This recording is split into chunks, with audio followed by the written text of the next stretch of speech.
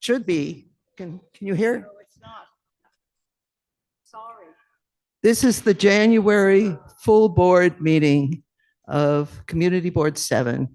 And welcome. I'm Beverly Donohue, the chair. Our first item of business is to adopt the agenda. Since I understand that a great many of members of the public are here to discuss a particular preservation item, I'm going to change the order of the agenda such that preservation is at the beginning of the business session, so that those of you who wish to either speak to that item or be around to hear others speak to it will have that opportunity earlier. So with that change, moving preservation items to the top of the business session, I ask for a vote by hands or acclamation to approve the agenda as amended, as modified. All approved? Okay. Anyone opposed from the board members? Any abstentions? With that, the agenda as modified is adopted. Thank you. I will start with the chair's report. I'd like to thank St. Paul's and St. Andrew's Church and Reverend K. Karpen and Brent Ness for their hospitality tonight in welcoming us. We're meeting at the home base of the West Side Coalition Against Hunger, otherwise known as WISCA.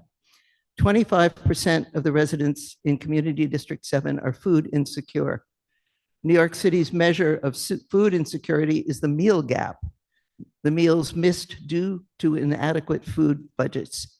In this community, the meal gap is 4 million meals a year, up from 3.3 million before the pandemic.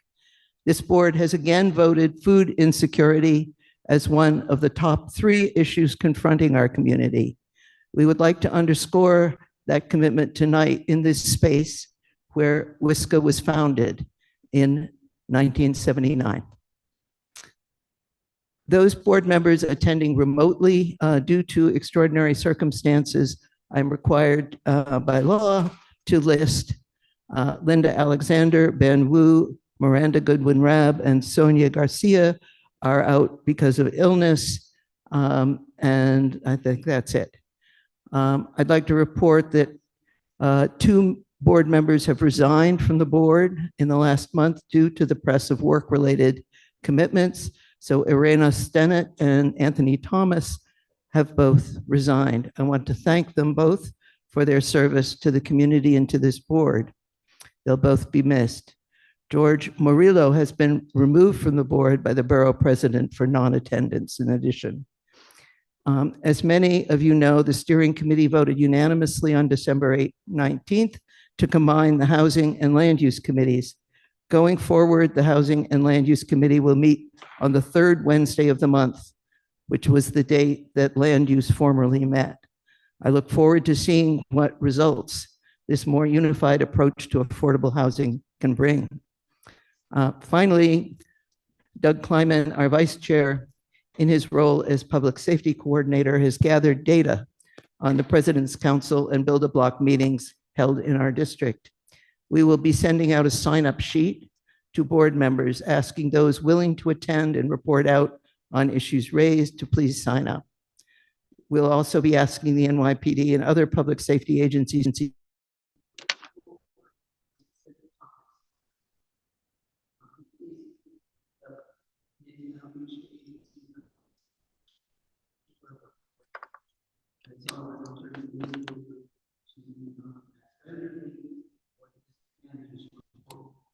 Thank you, Beverly. Thank you, Beverly. Welcome back, everyone. I hope you're nice holiday. Give me a second. Can you pick him up from where you are? Or go First, with the other? You got him from where you are? No? Can you get him from where you are? Okay, you're on. coordination meetings, which are starting this week on Thursday. So, and then secondly, a big thank you to Alex about, I'm not here to announce that Alex has spent a good portion of the holiday week on the MCB7 website. We're doing some edits and work on the design. We'll have that now. Just very comfortable to show you that we're doing that very first. And I want to emphasize that Alex did this while his wife was giving birth as well. I can't see. Really appreciate all of that. Yeah, we know they can't see. They can't hear though? It should be able to hear. No, no, not yet. Give me a minute on audio.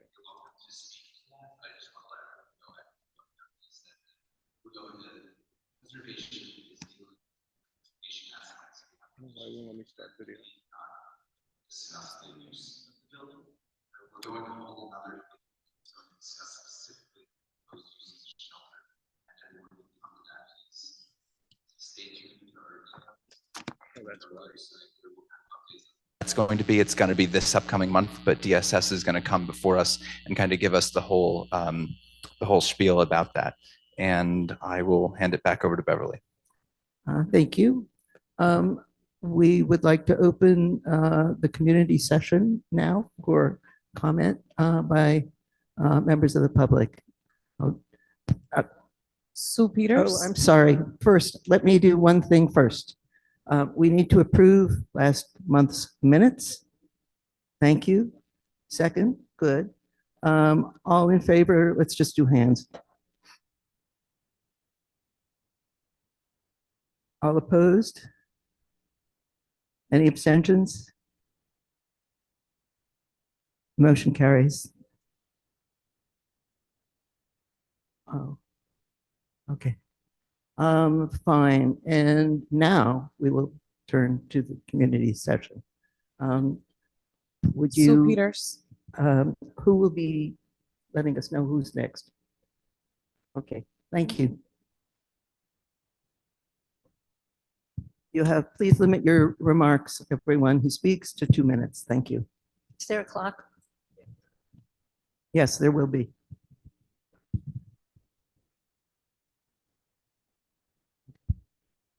Right.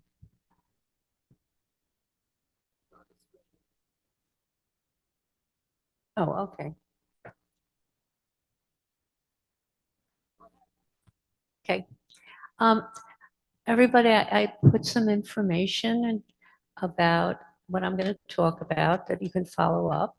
And my phone number's there. If you have any questions, I'll be glad to answer them. I'm going to talk about something I've talked about before, but it's such critical history. And it has to do with the government's oversight over the wireless radiation and the amount of it that each of our bodies gets every day. The Federal Communications Commission, a federal agency, is responsible for that. In 1996, they set a guideline and they have not changed it. Think of how much wireless was in your house and on your person in 1996. They have not changed that guideline. They opened up, people were complaining, so in 2013, FCC opened up their website for comments. They got 11,000 pages, mostly scientific research, between 2013 and 2019. Then they closed the website and they said, we're keeping our 1996 guideline without any explanation. They were sued in federal court. The federal court listened, and their response was to turn to the FCC and say, no, this is not good. You have to get back to the court for this reason, okay? To provide a reasoned explanation why you ignored 11,000 pages of scientific research. And please continue reading. continue with thank you. researching it with what I handed out. Thank you. Thank you. Let me announce that those who are here to address the 160 West 74th Street, I would ask you to wait and not speak during the public session, but wait until we call that item itself so that you can all speak directly at that time. Thank you. Next. Pierre. Actually, I wanted to talk about 74th Street, so shall I wait? Yes, please. Very good, thank you.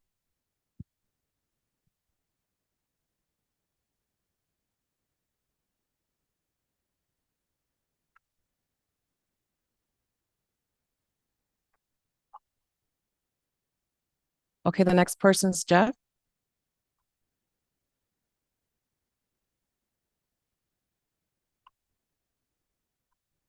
The next person's David Cruz.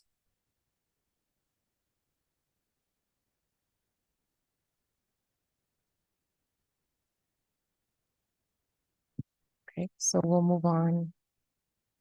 Nicole Painter.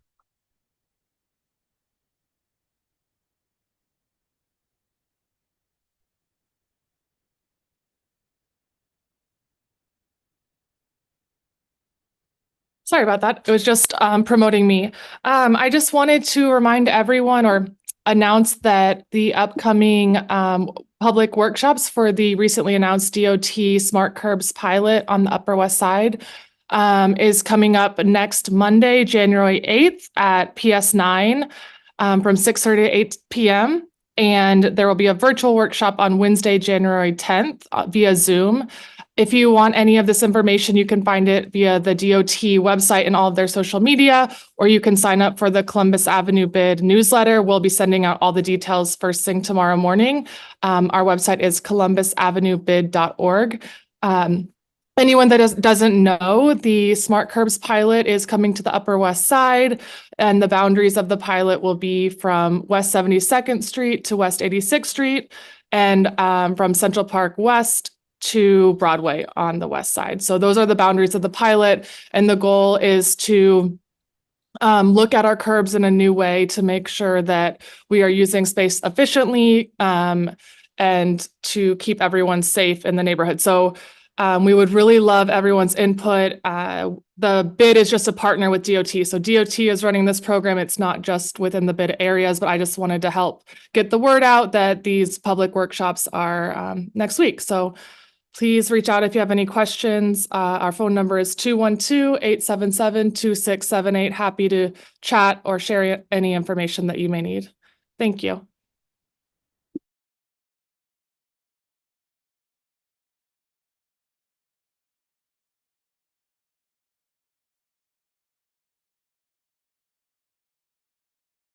If not, we'll move on to MK Prince. We'll start with electeds.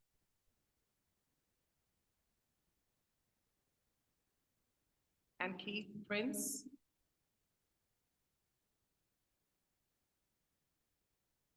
Say it again. I'm sorry, was that me? I can't hear properly.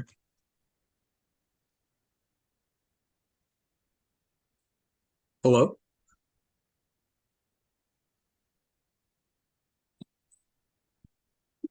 We can hear you. Go ahead. Oh, okay. Happy New Year, everyone. It's great to join you all tonight. As you all would have heard by now, back in November, Assemblymember O'Donnell shared the news that he would not be seeking re-election to the state legislature in the next election. That being said, those of you who know Danny can attest to the fact that he is absolutely not someone who will simply fade into the background. We have a number of exciting things that we're working on this year. On the legislative front, we're excited about a number of our bills, including the Student Suicide Prevention Act, regulations for lead dust in public spaces, medically accurate education standards for HIV prevention, green energy programs on state lands, making life-saving medications more affordable, and a whole host of bills in the Arts and Parks Committee and Environmental Conservation Committee, which have the potential to shape our state for many, many years to come. On the budget front, Assemblymember O'Donnell intends to fight to the very end to ensure that funding for arts and cultural organizations remains sustainable and equitable. When Danny first became arts chair 8 years ago, he set out to reverse a disastrous decline in funding that threatened the entire arts sector. Today, that trend is flipped, and we've made historic gains, more than tripling baseline funding during his time in charge. In the district, our staff remains committed to regularly scheduled events and programming. We have about a dozen that we're currently working on planning, and that's just in the next couple of months. And finally, speaking purely as the budget director in our office, I'm personally working on awarding and administering several $1 million in local grants, with much more to come between now and the end of the year. All that being said, we're not going away quietly, and we look forward to a really special year ahead. Thank you.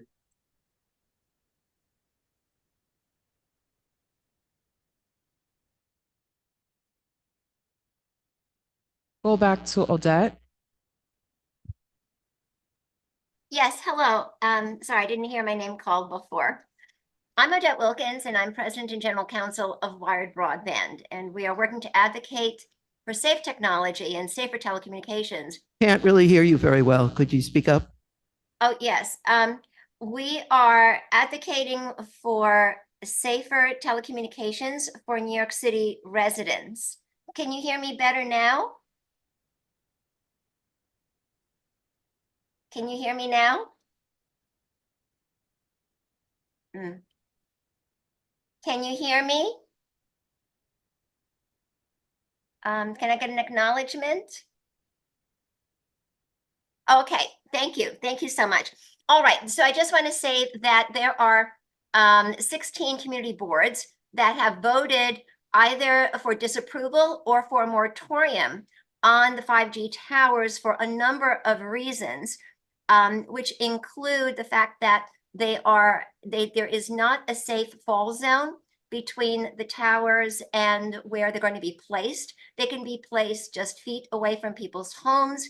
If there's a structural failure and they collapse, that can cause some damage. And because they're electrical installations, they can also cause fires, and that will be problematic. We are now engaging in historic preservation review of all 5G towers.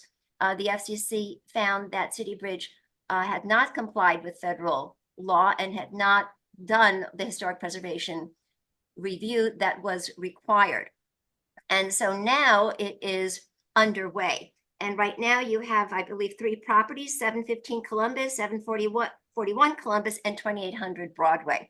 So it's very important to be part of this historic preservation review process. And to the extent that there are additional properties that come up for review, I would recommend that you put in your comments. Thank you. Senator Brad Holman. Good evening. Happy New Year to everyone. It's good to see everyone virtually. State Senator Brad Holman Siegel here with my amazing colleague, Evan Lieberman. Just a few things I wanted to mention. The session officially starts tomorrow. I'll be headed up to Albany after I drop my 6-year off for the school bus.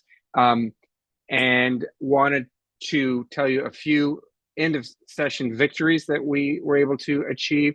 The governor signed 31 of my bills into law on December 23rd. She signed 5 especially important bills, including a bill creating a dyslexia task force to develop guidelines regarding screening, interventions, and classroom support for students with dyslexia and dysgraphia, and develop a program of study for teachers to better understand those students and work with them. One of those 1 in 10 students is estimated to be dyslexic, including my 13-year-old daughter. A second bill is called the Birds and Bees Protection Act, which would ban certain uses of neonicotinoids, which is a nerve agent that's used as an insecticide and coated on seeds, which has devastated bee colonies and other pollinators and poses a danger to human health. The European Union and Canada have taken similar steps to ban these pesticides, and the EPA recently found that 200 species have been driven to the brink of extinction because of neonicotinoid pesticides. Another bill called the LLC Transparency Act is going to provide law enforcement and government agencies with the beneficial ownership information of limited liability corporations, LLCs, which up to now have been virtually, opaque from the standpoint of government. And we'll be able to crack down on tax cheats, bad landlords, employers engaged in wage theft, and maybe a few smoke shops.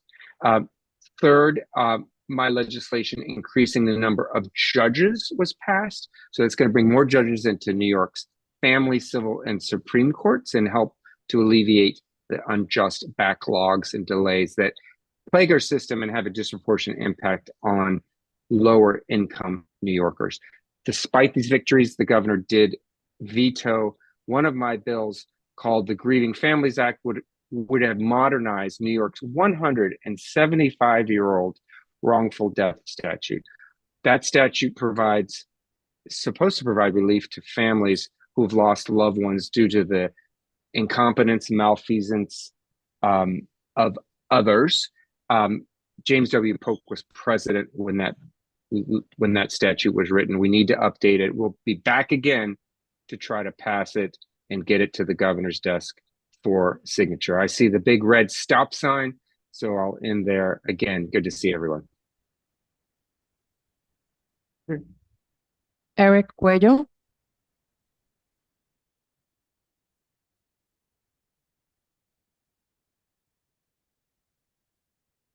Hello, everybody. Happy New Year. Thank you for having me here. Eric Cuello with the Manhattan Borough President's Office. Just wanted to say hello, give you a quick recap of our year. We had an incredibly busy and productive 2023. Just to recap, we have awarded $36 million to schools, NGOs, agencies, and cultural institutions. We introduced 7 policy initiatives, such as a public bathroom in every zip code and tackling the miles of active sidewalk sheds, which all of you have flagged as a priority in CB7 as well. Just wanted to thank everyone for their help because we launched our Manhattan Borough President's Volunteer Corps program this year.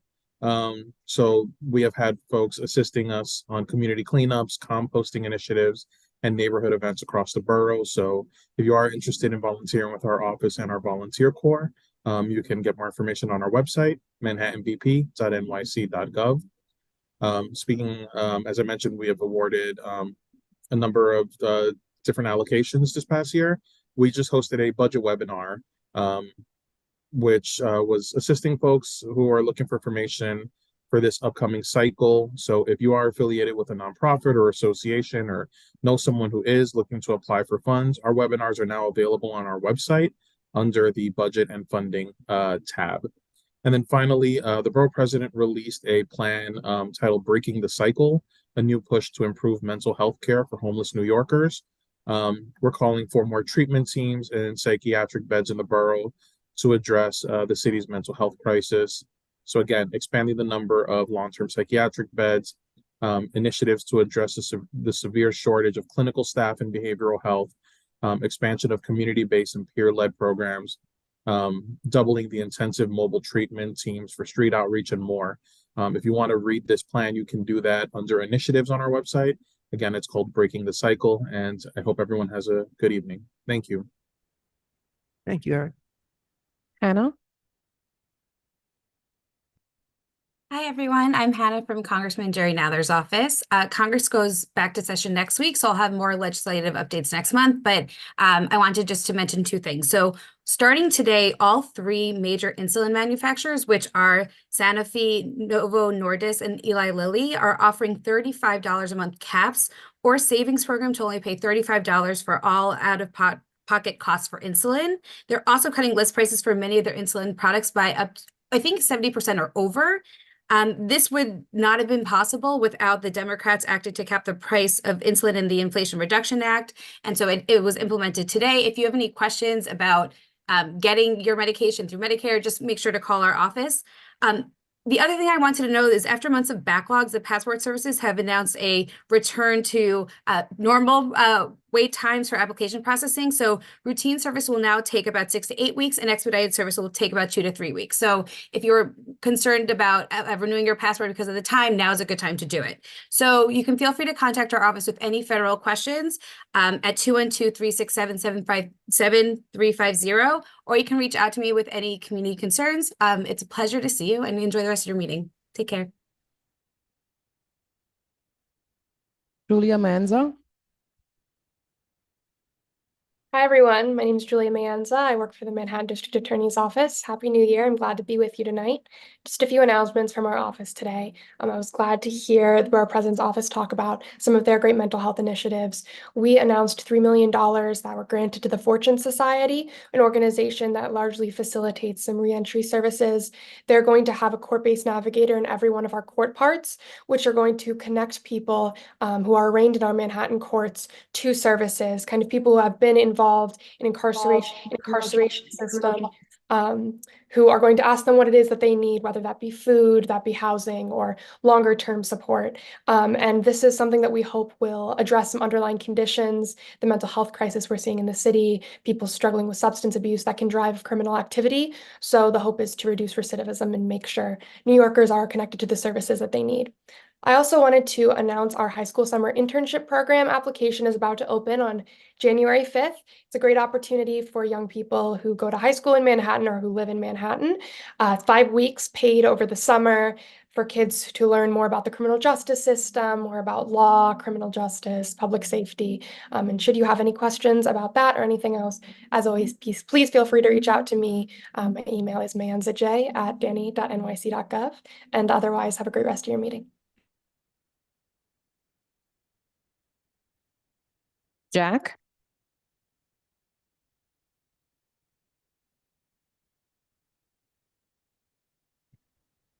Jack. Okay, that's all we have. Thank you. That then concludes the public session, and we will move on to the business session. As we decided to move the preservation items to the front of that session, I would like to turn it over to Madge, who is co-chair, Madge Rosenberg, to present these items, first of which is the one which I know many of you are here to listen to and perhaps speak about.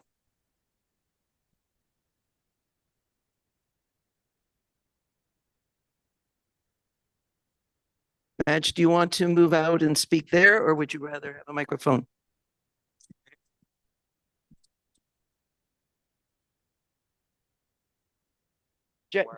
Jesse has a microphone for you.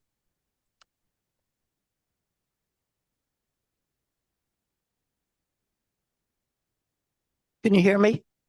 Yes. Okay. Kay is out with COVID tonight, and we have 5 different resolutions, so I'm going to just read them if you don't mind.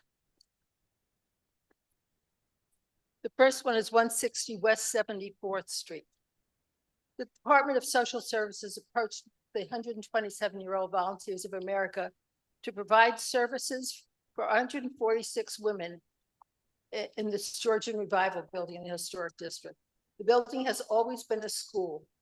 YOA will come back to the board with more details about services. They propose to open in the fall of 2024. The architect proposed a platform chairlift, exhaust ducts, infill of the west light well, all in the front. Railings will be the same as existing railings. Doors will be refurbished with new hinges and automatic openers. The top step will become a 4-foot landing. In the rear, cellar and first floor will be built out in the rear. The first cellar and first and floor will be built out. Let me start again. In the rear, the cellar and first floor are built out to the lot line. The top floor now has a recessed balcony. The 2 top floors will be resectioned into 3 floors. The top floor will be built out to the lot line. Metal stairs will be removed.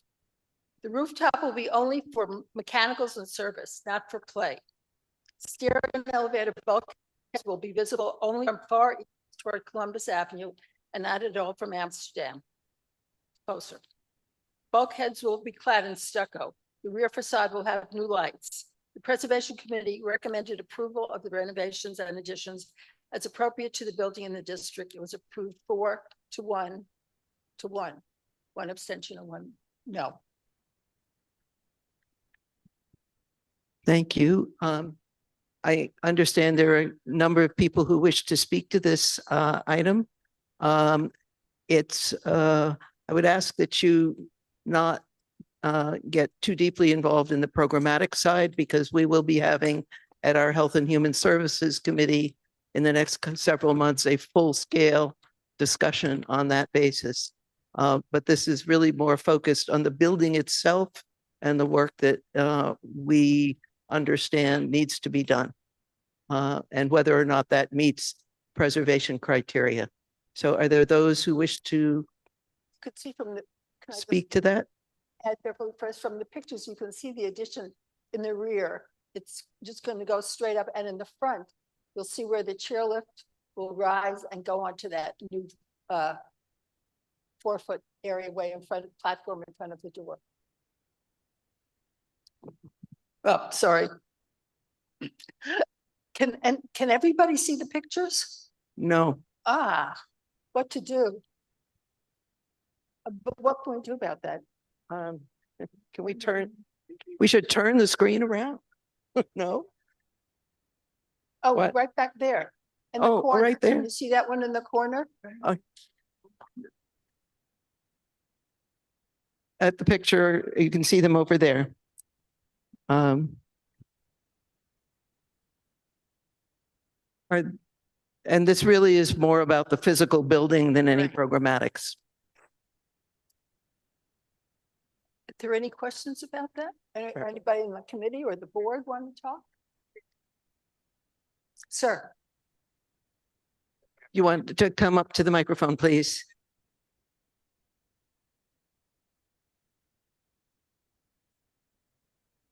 I live at 164, I'm sorry, next to 170. And I'm a little confused by something you said, because our understanding was that the front of the building would also be changed. And we've been very concerned on many levels about this, having 146 women coming in plus staff in a building that's only 7 floors high is going to destroy the street and the residential feeling of the neighborhood, with food deliveries, trucks, medical care, all kinds of things that will go along with that. And we also think it'll change the preservation look of the historic feeling of the neighborhood in a way that is profound and not really reflected in the drawing. There's also another part of this, which is at the back of the building, which may not be so much related to the front historic preservation, is going to be dramatically changed and will affect all the residents that border it on 73rd, as well as the neighboring adjacent buildings that we are and people on the other side are as well. So I don't think this has been carefully thought through, and it is a really dramatic change to what the entire neighborhood will be like with that many people here crowding into this area in a building that is very, very small. We live in the same size building. We have 30 residents in our building. How they'll have 146 women plus staff, medical care, and food delivery is completely impossible to conceive of in this building, regardless of the extra stuff that they're planning to build. So we hope that it's turned down, or at least massively and dramatically modified. Thank you. Thank you very much. Building's always been a school. Population. I think that was one of the things that I heard when we first heard about it. We're No, not but talking I think about the capacity program. Of the program and who it will serve, I think would be helpful to. The building has always been a school. And it's always had food deliveries. How many students they haven't had in the school over the years, I really couldn't say. But I don't think that's what we're discussing now. Paige, the February Health and Human Services Committee will address all of the programmatic issues related to this site. As far as the facade,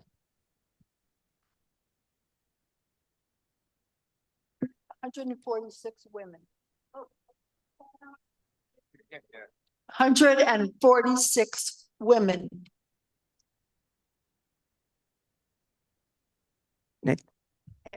Next speaker, do we have others who wish to speak to this? go next. I'm sure others will comment as well. My name's Nigel Howard. I'm also a resident at 164, adjacent to the 160 building. And I moved to the area because of the beautiful aesthetic of the street. I'm sure you're all familiar with it. And the points I'd like the community board to consider is who are the people who are going to run this, be responsible for the aesthetics and the history of this building going forward. We as the residents next door don't have any information about them. We've tried research online, but the one thing that does seem clear is that the people involved are not focused on the history or the aesthetics of the buildings and their plans. We have very limited information about what their plans are. And we'd asked the community board to really consider, is the people behind this plan the kind of people who are going to focus on the aesthetics and the important history of this building? And I'd ask you to consider that as you make your decision. And at the very least, it seems very rushed to us, and that more consideration and more details about these plans and what they actually involve and what they're going to do to the building really need to be taken into account. Thank you. I think the plans are pretty clear. Can we have the plans are pretty clear. If you see the facade, they're putting in a chairlift. They've explored every different kind of lift that could be possibly put there. And they feel, and they showed us pictures, that this would be the least invasive. The metal work will be kept the same. The additional ducts they're putting in will be less, in fact, less invasive than and they'll have an extra generator. And I don't know which particular things you're talking about when you talk about the facade or even the rear, which will take up less space because they're taking the stairway down. Yeah, the limited information we have, it does cause concerns. Again, maybe if we had more time and more information, we'd have a different view. But at the moment, we're concerned that the people who are responsible for this aren't focused on the history of this building. They're focused on the utility of it. Thank you. If you look at the application to the Landmarks preservation, you can find all this information. What do we find it on? Richard. Just to answer the last speaker, if the people who are responsible for this building wish to change from what is being presented here, they have to come back here. They can't do it on their own. This does not give them a free shot at doing whatever they want. They're limited to what's in what they've presented to us now. And if they want to change it in the future, they have to come back to us and we'll have a chance to reconsider it at that time. Jay. Hi. Could someone get Jay a mic? Or is this it? Bravo. Jay. Just with all the respect to my friend Richard, once they pass this board meeting, they're under no obligation to come back to this board if they make any changes. Whatever they present to the Landmarks Commission will be ultimately what will be ruled on. I can tell you personally, I worked for a couple of years with our representative's office in the city council who introduced the bill requiring a second look where there are substantial changes. And that representative was unsuccessful in ever getting the bill out of committee. So once this meeting is over, as far as the preservation issues are concerned, we're done. And they often make changes at the LPC, and you'll see many decisions every week of approval with modifications, or they'll adjourn it and refer it to staff for changes, and we never see it again. It's unfortunate, but that's just the way it is. Into the microphone. You can also speak at LPC when they have the meeting. Hi, yeah, I was going to recommend that you can do it on Zoom and it works fairly well if you want to do that individually to speak.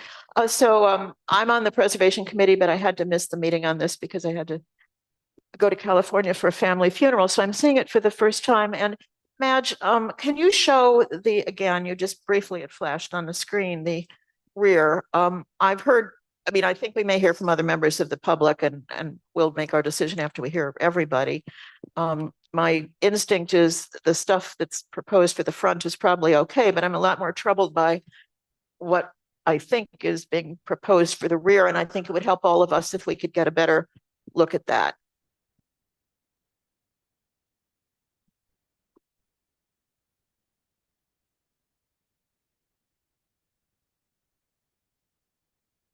Stop there. That picture?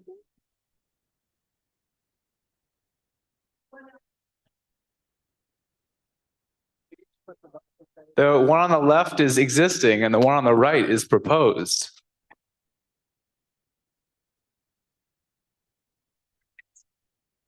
The blue is the addition. May I speak? So, Yes. so the blue part is what is at this point proposed in addition. Is that correct? Yes. Okay. My name is Terry Rosenberg, and I also live at 164 West 74th Street. And I want to talk to you about the process. It's really amazing to me that this whole project was approved of without any input from the people that live on the street or behind where the proposed renovations will face their balconies and their buildings.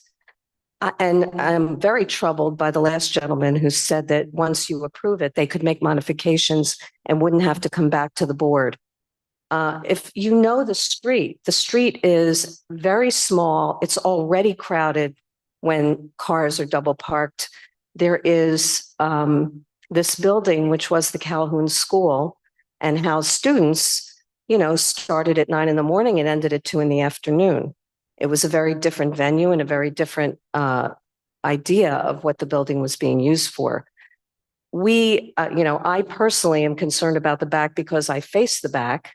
And what I can see here, and I hope it's true, is that the footprint won't change except for the upper floors. Is that correct? Well, the footprint, in fact, will become smaller because they're taking down that stairway on the left. But they're not expanding the back of the building. They're just building and filling in the upper floors. Is that correct? So as I said, I think the process is flawed. I think it's very unfortunate that you didn't talk to the community that lives there, that has to live on the street, that understands what this building and how it will impact us as residents. As my neighbor said, if there are 50 women, that's one thing, but 146 in a small building is very problematic. And I would really encourage you to seek community input before you pass this and understand the implications of your decision and the impact on this community. Two things that were posted. They posted signs all over the street. Yes, we have photos of those. I read about it in the West Side Rag. Okay, and we had many others did too.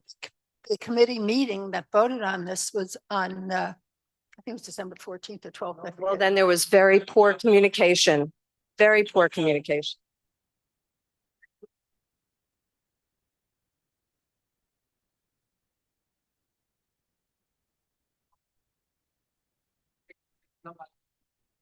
Okay.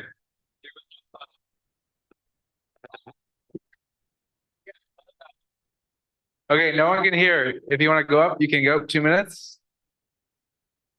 This is a historic Lamb and Rich building. I live on the street as well.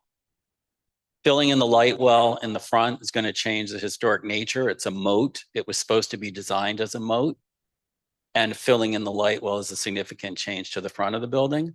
Lamb and Rich built Pratt Institute. They built Sagamore Hill, the president's house. This is not an insignificant architecture firm. They built Barnard College as well. And I think that you're taking too lightly the changes, both in the front and in the back. Next.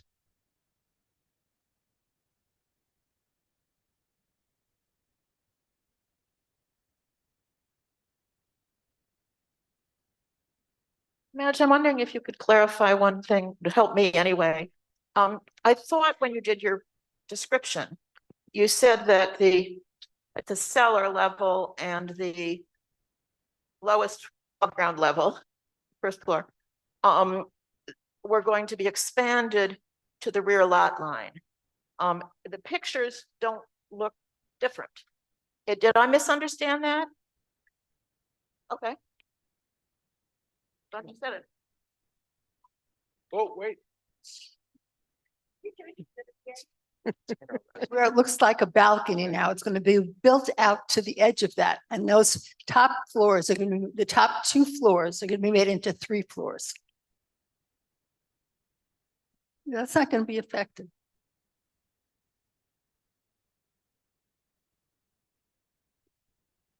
The question is, will the cellar level be changed? Cellar and the first floor are already built out to the lot line.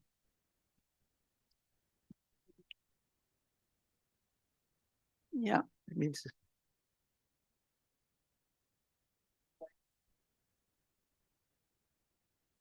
No, there's not going to be a playground there.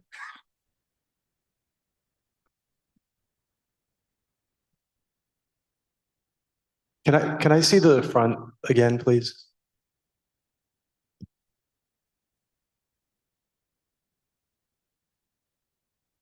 Okay, is it my understanding that the only thing really in the front is the chairlift? we can't hear you. Chairlift and vents, but primarily the chairlift is for accessibility of people, for people that need to use it. Yes, so my comment would be that I hope nobody in this room ever needs a chairlift to get into their building. Thank you.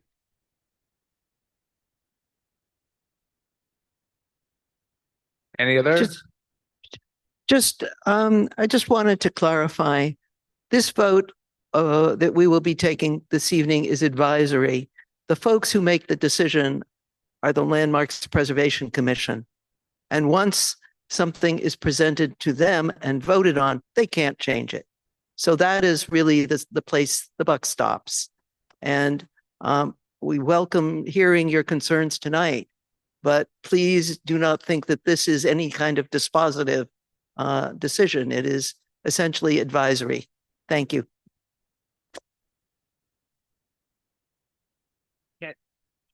You need a microphone.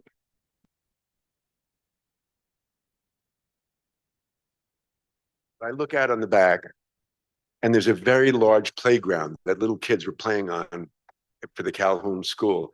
And that's the lot line. So I'm not at all clear from this picture that they have of where that is going to be.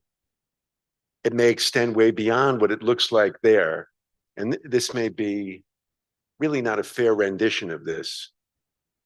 So I think that that really needs to be clarified by the committee about what that's going to look like.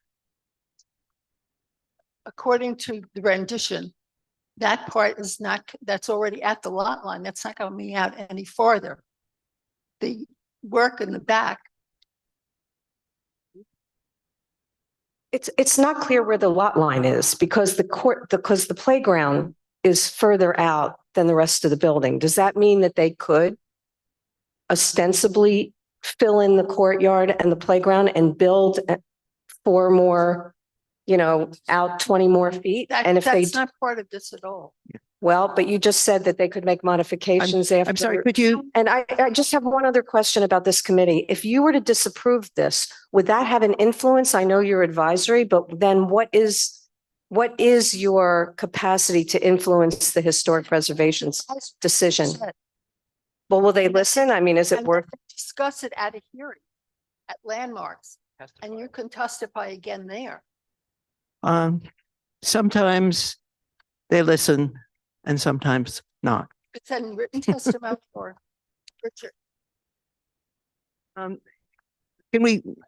I'm a little, because Madge, you said it was built to the lot line. It's my understanding that under the zoning rules, which are not have nothing to do with landmarks. They can't build to within 30 feet of the lot line. So the 30 feet between the lot line and the back of the building cannot be built on without some kind of dispensation from the city planning commission. Landmarks can't allow it. Yeah. The blue. Sorry, if this has been a school and it's considered a community facility, and community facilities can build to the lot line up to the first floor. But they're not proposing. But that's not being proposed, yeah. Okay. We do the vote? Are there any further speakers on the question of the physical building who have not spoken? And if so, please say your name because we haven't been good about that. Yes.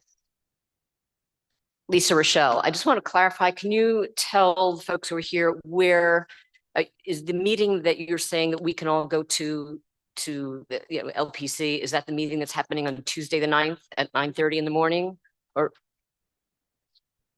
And this is on Tuesday the 9th? Okay, because we would like to know where to go and when. Okay. Yeah.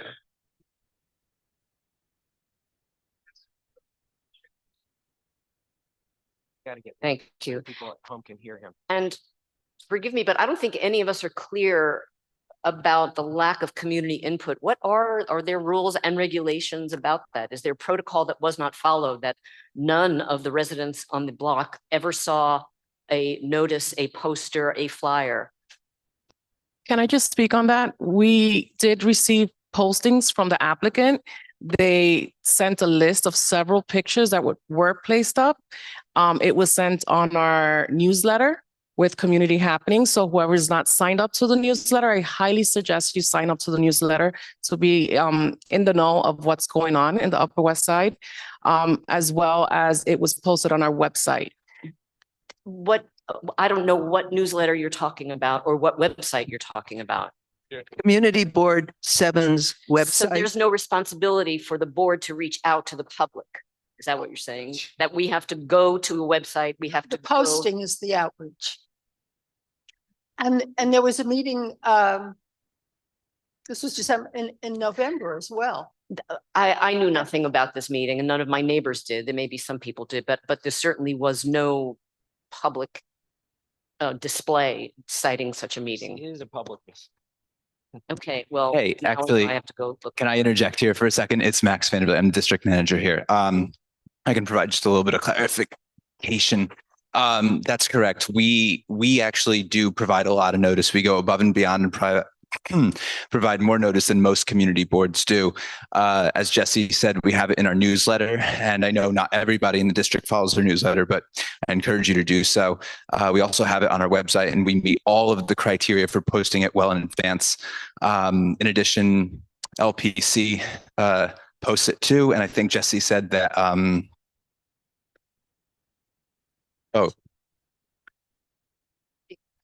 November and again in December. And this would be through city council. Committee meeting. The committee meeting of the board, of this board. Back with us with more information. I can't hear you, I'm sorry. The first time they presented, we felt there wasn't enough information. We didn't know the volunteers. We didn't know a lot. So they came back again in December with more information. And so it was heard twice, actually. Okay. And I believe, as Jesse said, also the applicant did post posters around the block. Is that right? Yeah, No. they do. I mean, no, they did. And if we have confirmation that they did, it means that people could have torn them down. We see this all the time. People do tear posters down. Max? I can't speak to that. Thank you. I just I want, encourage you to follow our newsletter, though. so this is Community Board 7, which is different from the city council, which is different from the mayor's office, which is different from the borough president, which is different from Congress. Now, I want to just let you know that I just very quickly and very easily went on my computer and found that the Landmark Commission meeting is on the 9th. And we will do our best to keep you informed, but citizenship requires that you remain informed. I lived on 74th Street, by the way. I love that block. It's so beautiful. I was at 334 West 74th. So I want you to stay engaged with us, and I hope you will. I'm Jamie Floyd. Please keep coming. Please stay engaged. Please get our newsletter, and we hope we'll continue to hear from you. Thank you. All right. Madge, we should call the vote. Yes. Oh, it's a number of us have, but are there additional comments from board members? Oh.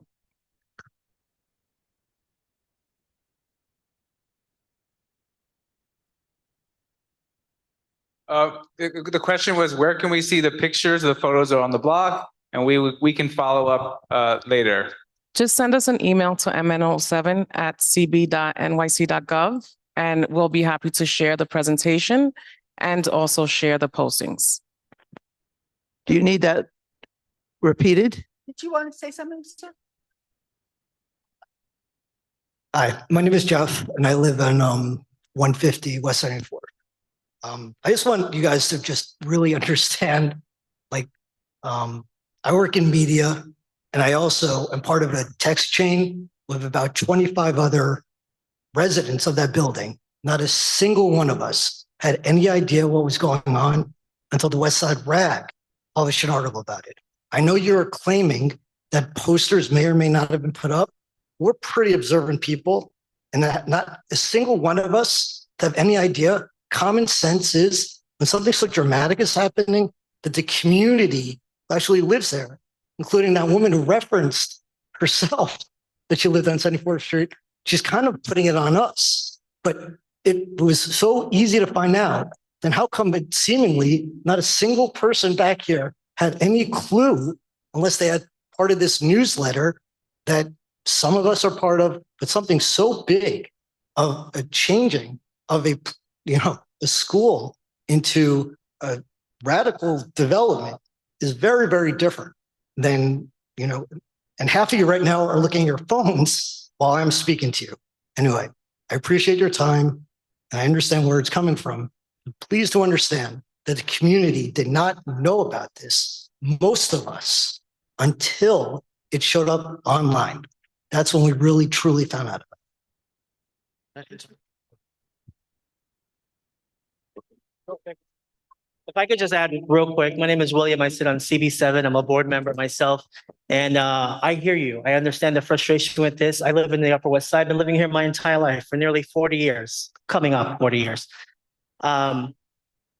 I will say that I have also been, I would use, for lack of a better word, a victim of not seeing a poster of changes in my community as well. When I live in the 80s, currently I'm in the 60s of the Upper West Side.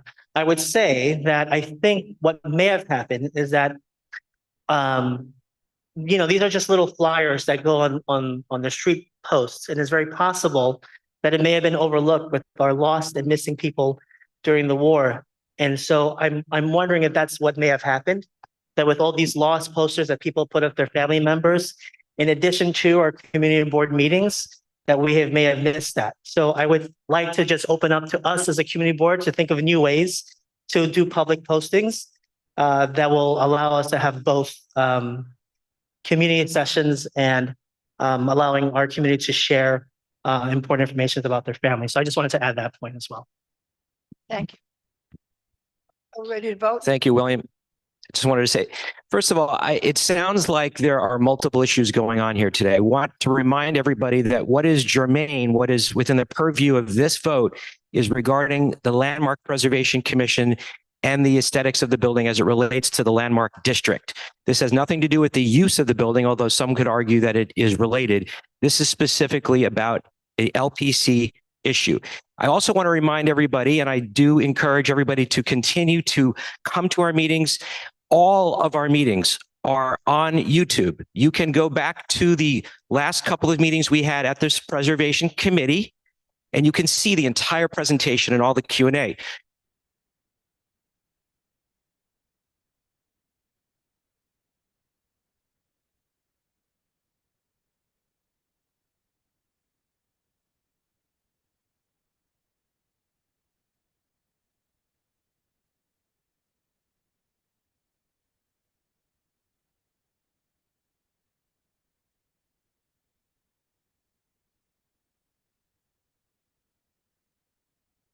February in our Health and Human Services Committee, which will cover, I think, what some people are more concerned about, which is the use. And one last thing I'll say is that I've heard people say tonight that we approve something. Nothing has been approved. This is other than the committee level on the LPC issue. The DHS did not come to Community Board 7 to ask us. We have not approved nor disapproved this site. That just to say that for the record. Thank you. We call the. Can we call the vote? Oh, one other final person. You have the last word, sir. Yes, hello, Pierre Vallée. I live on 74th Street.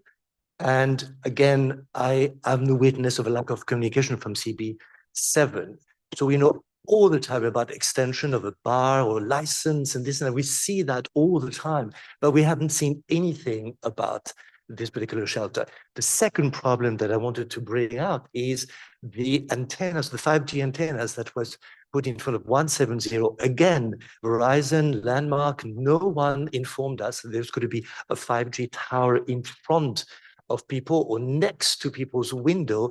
And I feel that Landmark also is hypocritical because this particular structure does affect somehow the building. I look out directly on that.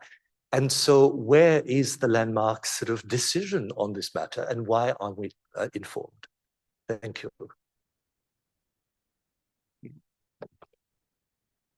Yes. Okay. We're going to vote by phone. Okay, everyone's got the number. Same number as last time, as always. Text yes for yes, no for no, abstain, cause.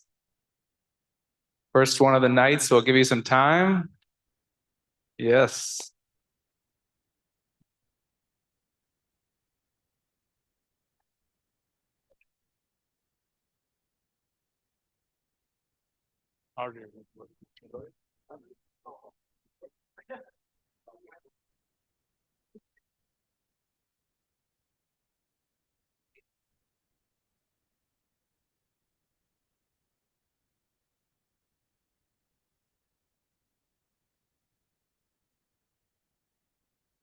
Okay, we got 25 yes, 4 no's, 2 abstain, 1 for cause.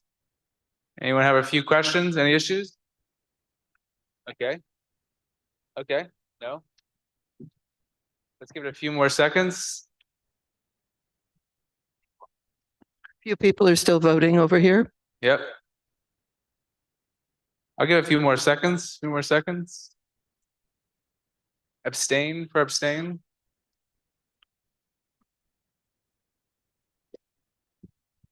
Okay, 33 votes so far, 34 votes. Good. Abstain. Okay. Okay. Okay. Okay, thank you.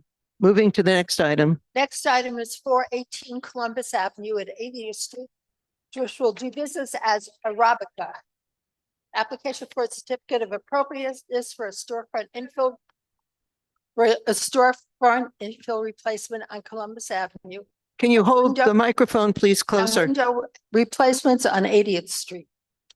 The space on the corner of this 1898 Beaux-Arts building of limestone and brick in the Upper West Side, Central Park West Historic District will be a cafe, coffee shop. The solid roll gates and housing will be repaired and powder coated with the company logo across the housing at the top. Limestone brick will form curved entrances with light entering through spaces between the bricks. Limestone building facade will be restored. The entrance on 80th will have a similar door and brick screen. The windows will be renovated and covered with louvers. Limestone will be restored. The existing step will be reduced from 8 inches to as low as possible. The committee recommends approval of the design for the cafe as appropriate for the district with the suggestion that the roll gate housing should be just below the cornice line. That was approved 5-0, 1 abstention to 0. Anybody speaking on that? Anybody? Call the question?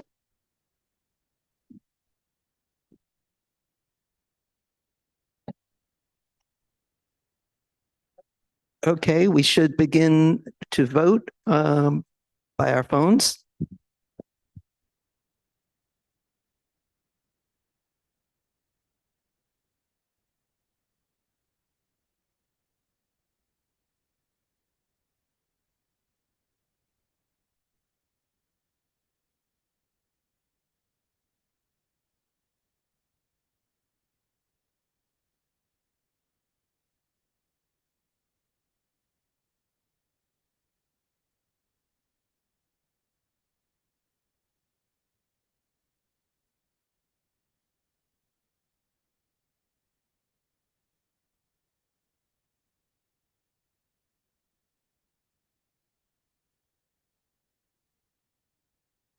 Okay, the vote, can you call it out, please? That's the one we just did.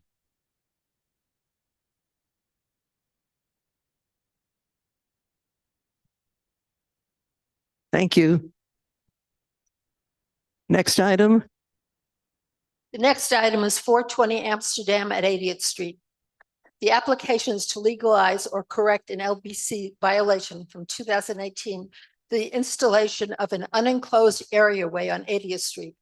The areaway that existed before had a black metal fence enclosing trash cans and bags. A line of rectangular trash bins replaced the old cans and bags and are behind a very new black metal fence that is reminiscent of the one that was already there. The trash bins are movable and easy to clean under and around. Landmarks asked us if this would be approved if it came to us as a new application. If so, that would meet their criteria. The fence is acceptable because it is designed to reference the former fence. The committee recommends approval of the areaway as appropriate, 5-0 to 1-0. Any statements, questions, comments? Can we call the question?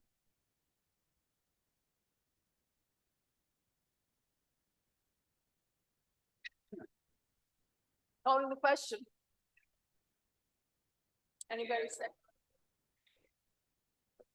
Okay, please vote now.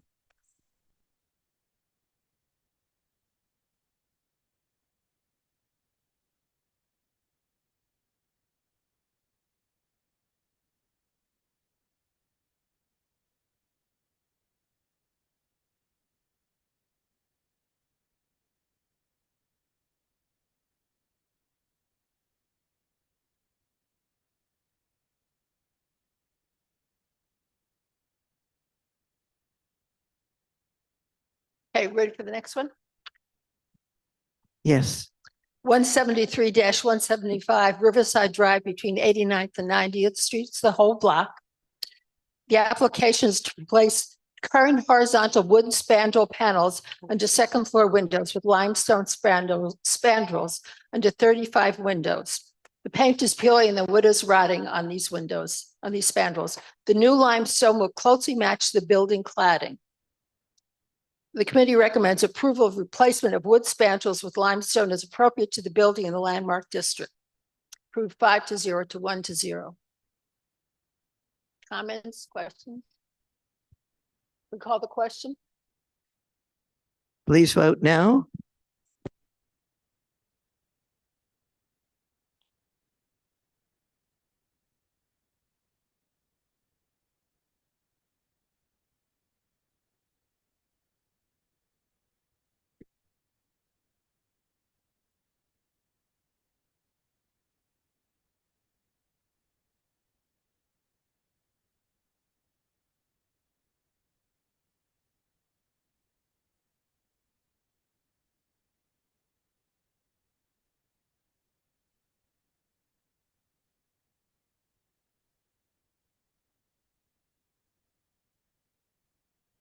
Okay, ready to move? The next one is 40 West 106th Street between Manhattan Avenue and Central Park West. The application is for legalization and approval of the rear balcony and stairs. to convert a rooftop to an existing L extension in the rear balcony terrace and modify a second floor window into a sliding door to provide access to the balcony terrace and to install a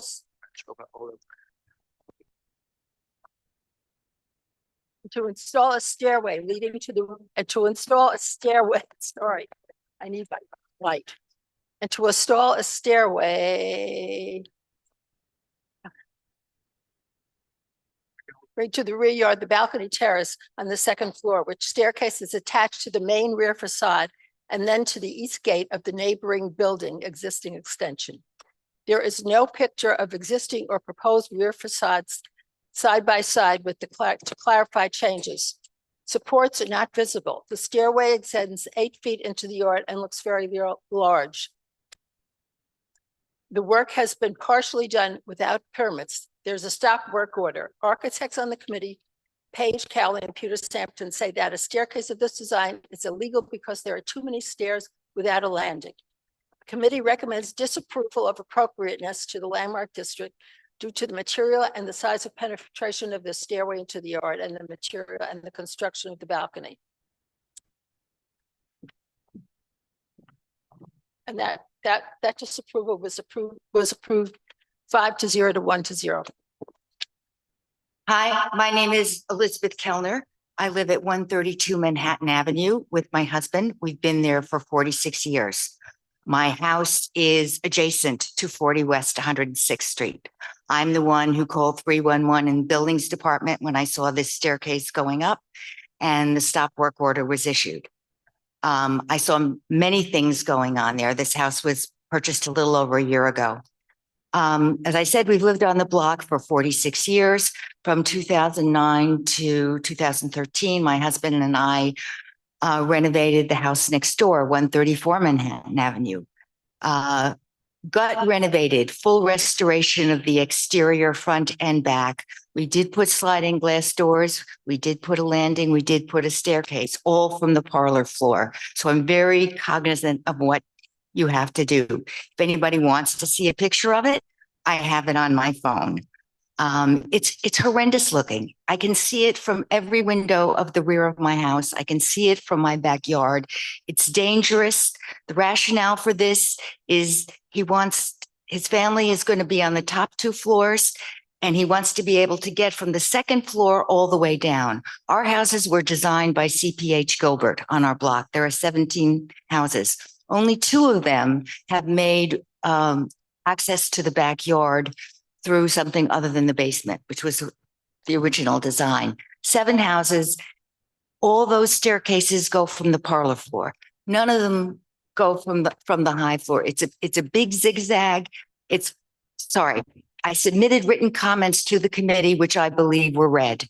And I later found out that night I had to be in New Jersey at another meeting and I couldn't Zoom and I couldn't be there in person. I understand my motives in submitting the comments were disparaged. So I just wanted to clarify. I've been friendly with the neighbors. I don't know why he said what he did about me, but I enthusiastically support the committee's rejection of this application. Any other comments? Call the question. You clarify, so if we're voting yes. It means we disapprove.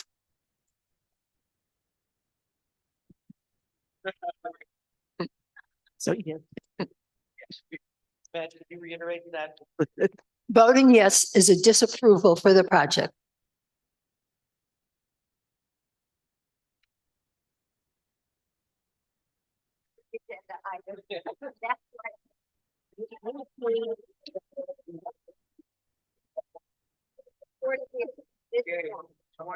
Consider moving to 74th.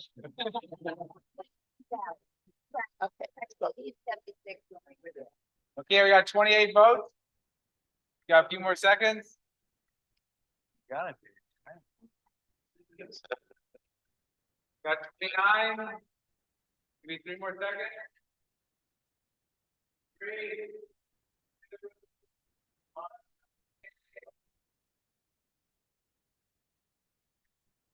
Thank you.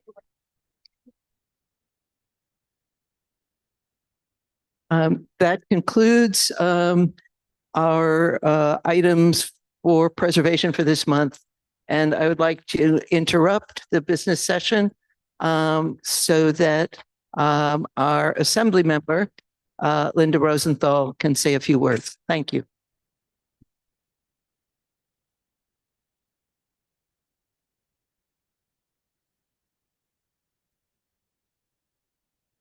Well, hello, everyone. Good to see all of you. So I'm going to be short because I know everybody's ready to get up from their chairs. So the governor, I had a housing bill, and the governor signed it. It relates to numerous parts of the housing law, but the first part is it reforms the Frankensteining practice, which was that if a landlord combined two adjacent apartments, if one was rent regulated and one wasn't, it was not rent regulated anymore. So the law now is that it is rent regulated. It also, which we need to keep our rent regulated stock. It also, sometimes people would be harassed out so that they could combine the two apartments. So that won't be happening anymore. It also means that there won't be an exorbitant rent. It'll be the rent charged for the market rate combined with the rent charged for the rent regulated. So more reasonable, hopefully. And there's also a matter in that bill, in that law, about fraud. And there were all these court cases about how far back you could look with HCR to determine if your rent was adequately or legally set or not. So it clarifies that process. And there was a bad court decision that said the landlord could set whatever rent they wanted, and that would be the rent. And of course, we know not everybody sets it properly. Tomorrow is the first day of session. Who knew that 6 months could fly? I say this every year. We end in June and then all of a sudden it's January. But I look forward to having a productive session. In terms of housing, at the end of the session, the Senate and Assembly formed a working group to come up with ideas about how to produce more housing and other issues. We didn't end up passing it. The governor was not on board, but that's where we're going to start from tomorrow.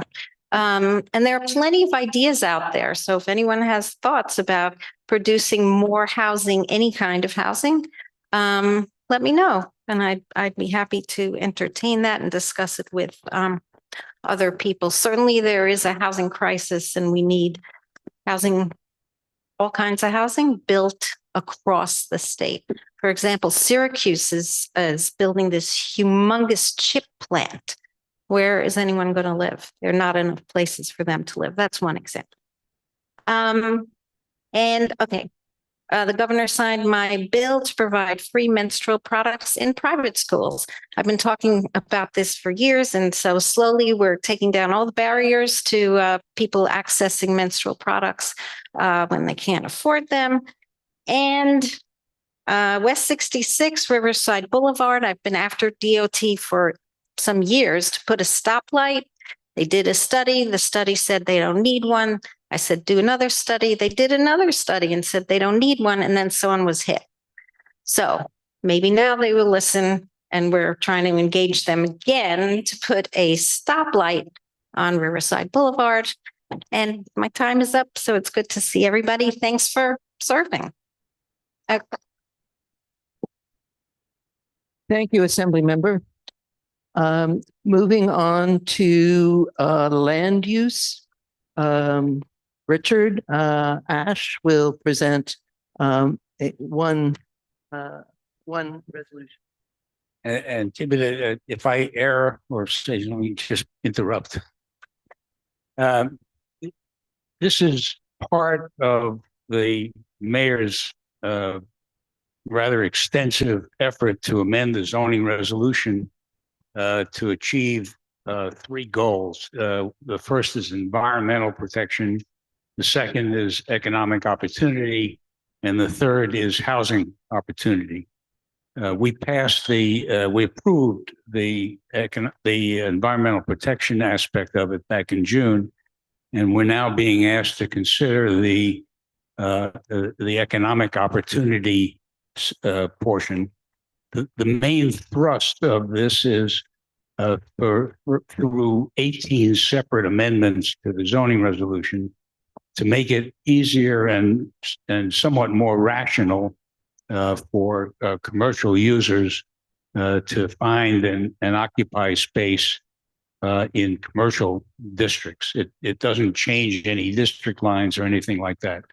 I tried to set out in the resolution the 18 points, the 18 amendments and what they meant. And with everyone's permission, I'm not going to go through them in detail now. But if people have questions or comments or objections to any of these, this would be the time to do that. David, you want to add anything? I appreciate the things that you've accepted from this, but there was one additional one that was concerning to me. It's the one that allows dancing in all bars and restaurants. And, on the BCI committee, when we have applicants come before us for a new restaurant, we always ask them, are you going to have any music? And what kind of soundproofing do you have? And who is upstairs from you? And I just conceive of a lot of issues with restaurants all over the place having dancing with loud music, not necessarily the kind of music you would dance to, but somebody would, and it could be a real nuisance. We considered those objections, and we understood that they could pose an issue. But all this does is change the zoning from a zoning situation in which no dancing is allowed anywhere to a situation in which dancing is allowed, but is still subject to Department of Buildings, Fire Department, and State Liquor Authority permits and requirements. So the remedy is what exists now, which is they come before us, they come before the various departments, and if they're engaged in excessive noise or any other nuisance, that's the place to deal with it. Other than that, there would not be any dancing anywhere. Okay. Yes. Yeah. I just want to say, in general, the lens we tried to take to this was, is it a zoning issue that should be addressed in the zoning resolution, versus is there a regulatory framework ruled by other agencies that can deal with the issue? So that was sort of how we, or at least I personally, looked at this as we went through the proposals. Anyone else? All right. Yeah. Ethel. I really did appreciate the very good work done, especially by the two co-chairs, the three co-chairs, really, and the general listing, which the committee agreed that there were some items that should be deleted because they were not clear or they were counter to zoning rules that we have been espousing for a long time. Among them, for example, permitting and even encouraging work uses, and even the hiring of 3 people in a residential building, that this committee did state that that should not be included. I suggested that there are 2 other items that are unclear and should really not be in the draft that we passed. The other committee members did not agree, but I'm going to quickly read them and if it would be possible that if the whole thing gets passed in this way, but when I vote for it, I will not vote for the 2 items that I am about to read to you. And that is, this is part of the proposed legislation. It's in number 18. This is, I'm reading the entire text, which is like 1.5 lines. 18, including that city planning is put in. Zoning for future job hubs. That's the title, colon.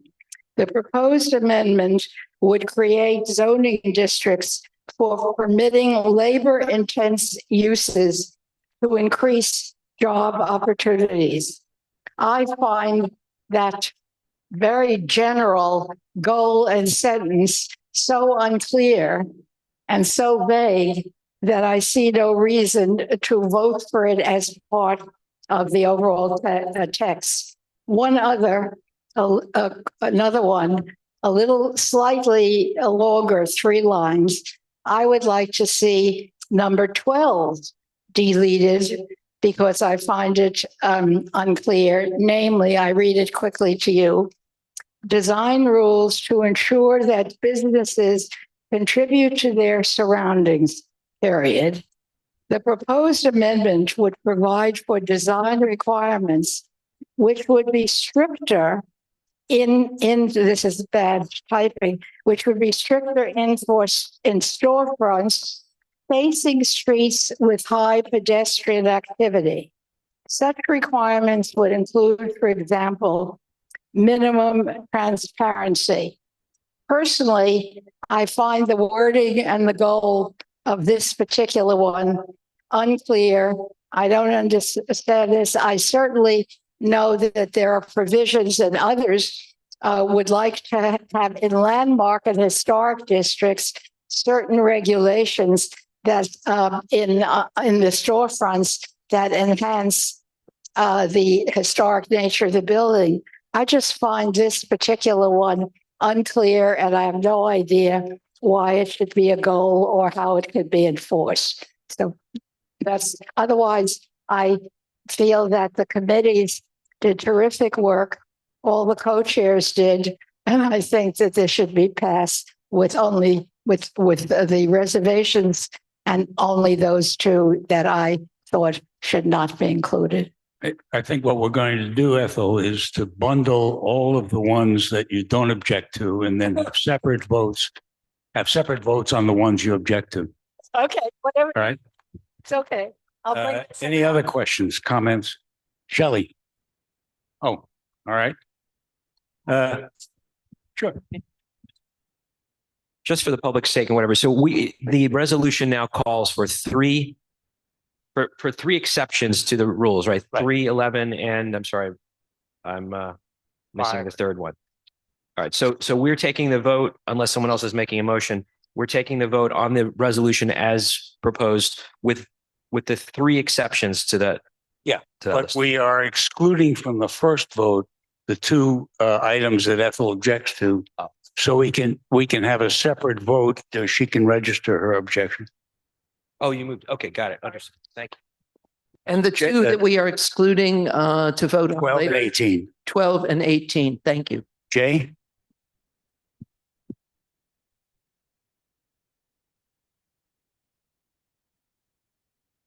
Dancing on, that's number 9. Okay. All right. The question's been called. Any other? Sure. Sir.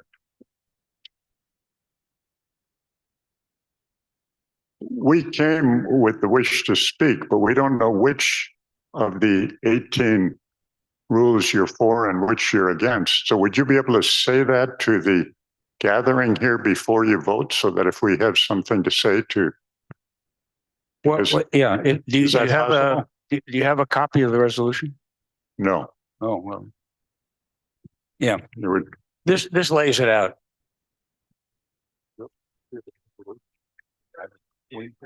We never saw it on the website either.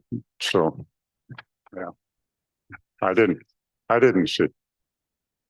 Thank you. It's yours. Thank you.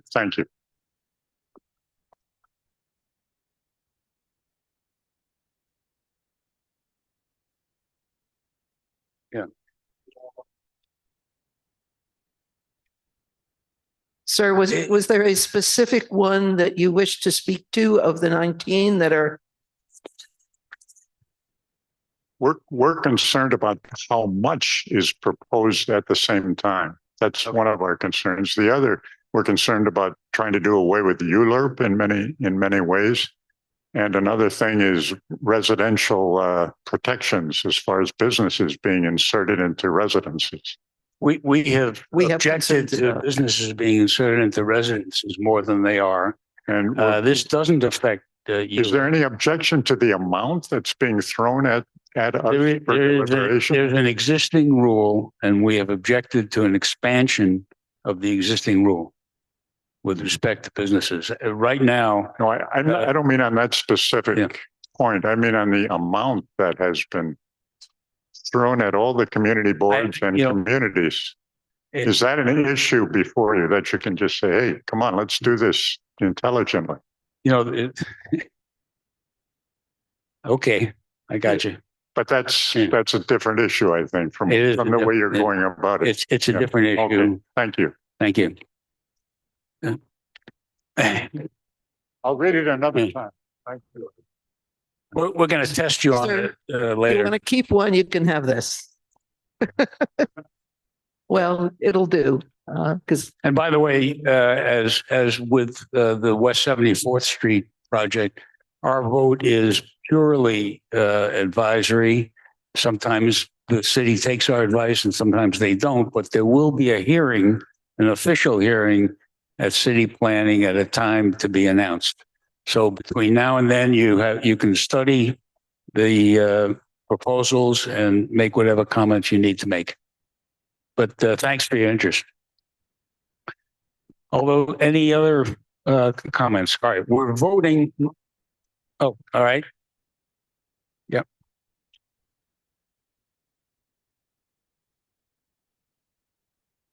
My name is Olive Freud.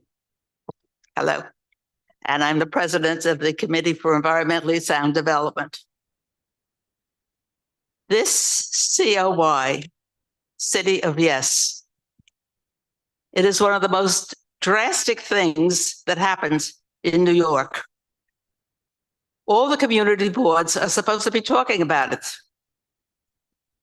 I don't think 99% of the people who live here in our community even know what COY mean. And I do think it's the responsibility of this community board to have some real meetings for people to understand what's going to happen to their community if this passes. This is drastic. For one thing, it takes away a lot of the power that this board has. Maybe they don't have too much power, but they'll have even less. For another, and this is on the broad side, it eliminates ULURP. What is that? You probably know what the words stand for. I can't think of it.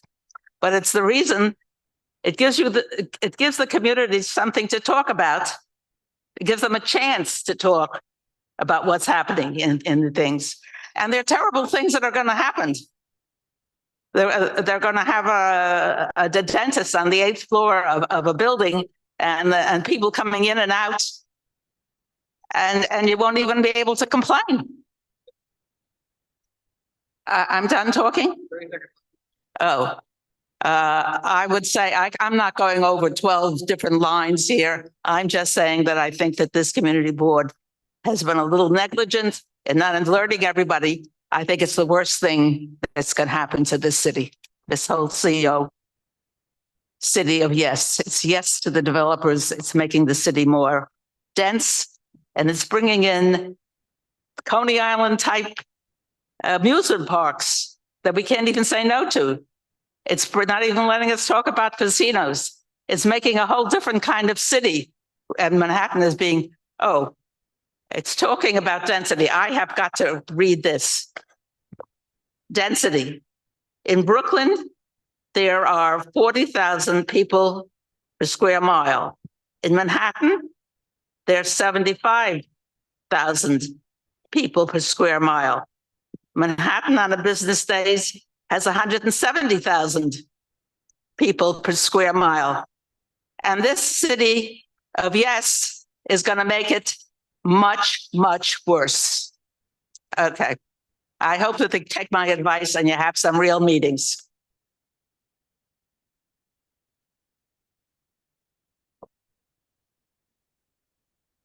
Anyone else? All right, here's what we're doing. We're voting on the resolution with the exception of items 9, 12, and 18. All those in favor, signify on your phone.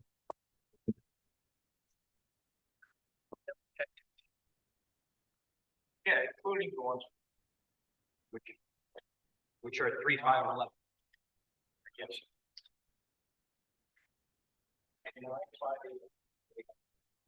Vote on it.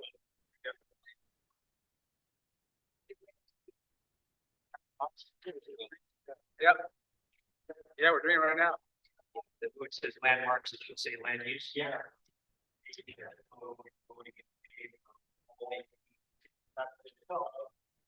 Yes vote is voting in favor of 12 of the 18, against 3 of the 18, and not at all on 3, which will be separate votes. Is that clear?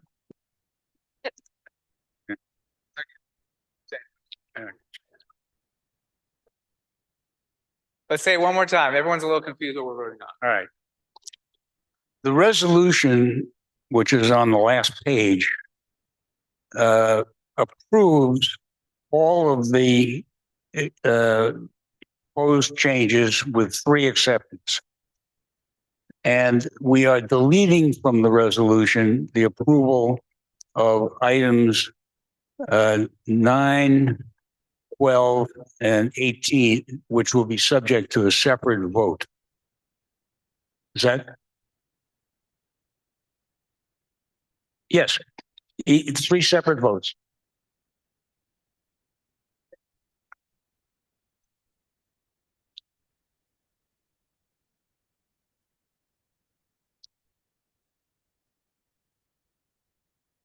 What is yes, spell yes?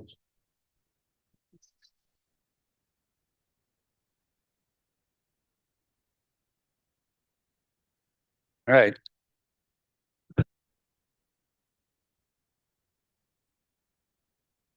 By the way, Alex. Right. Okay.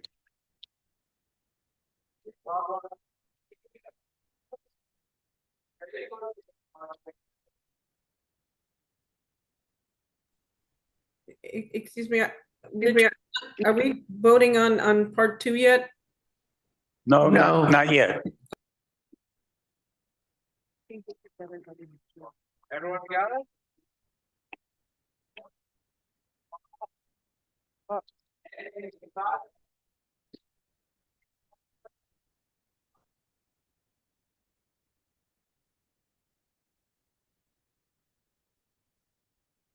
All right, the next vote will be on number 9 as to whether we approve or disapprove the amendment which would allow dancing in bars and restaurants. Any discussion? Clary? What? Yes, vote to approve it. I'm sorry? No vote to disapprove it. No. Yeah. It would remove zoning restrictions. Yeah. Okay, can we vote on part 2, please? All right.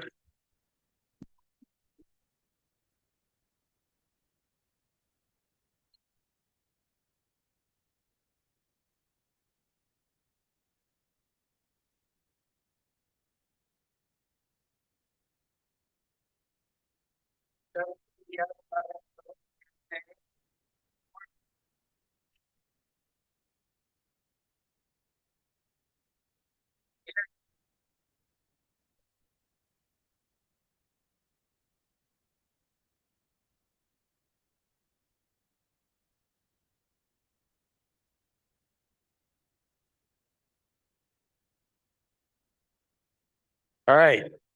Next vote This is the proposal that Ethel objects to that is as vague that the design that there must be design rules.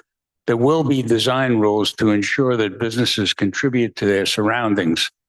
And the example that city planning gave during our hearing was to increase transparency for commercial spaces on heavily pedestrian streets. But they did not, they haven't actually developed those guidelines as yet. Any further discussion about it? All those in favor? Look, I want to say something. Sorry.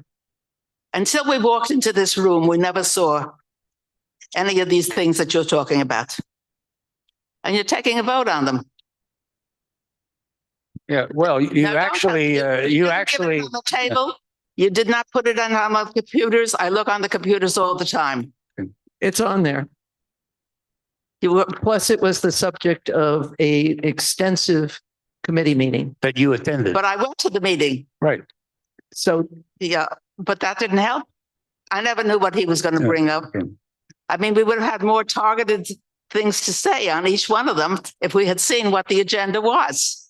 Well, look at what your agenda is. It just says he's going to read something. It's not like what the other people had. I really object. I can't think of a more extensively noticed item than City of Yes. The mayor, the city planning commission, the borough president have all put it on websites ad nauseum. They've been all kinds of press releases. I've been looking at this for quite a while. I know, but I know what other groups have done. Okay. I know how they voted. I know what they voted about. But this is coming to us. I don't think anybody on the west side knows what City of Yes is, except the people who are sitting at the benches here. Okay. Thank you for your. And I really don't think that this is a time without any discussion, without anybody knowing what's going on, because this is a terrible thing that's happening to our city. Okay. Thank you for your remarks. This is really not the time to take a vote of what you agree on. This little thing and you agree on that little thing. This thing is a City of Yes to the developers to do what you want. And it's not good for us. I call on Mark Diller, who has his hand up. Mark Diller, familiar name.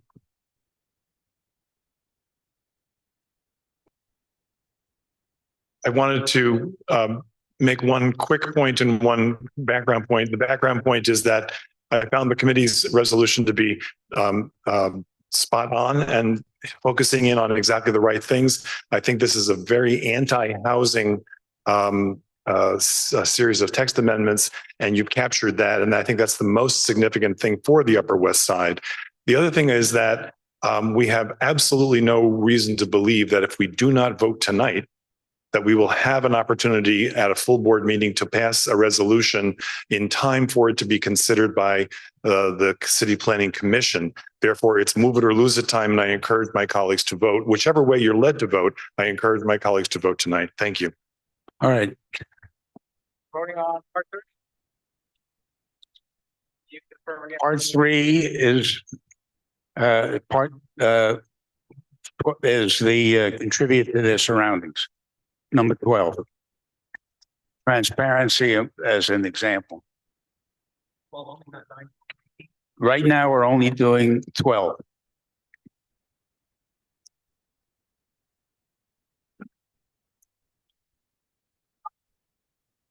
What? Can you remind us what it is?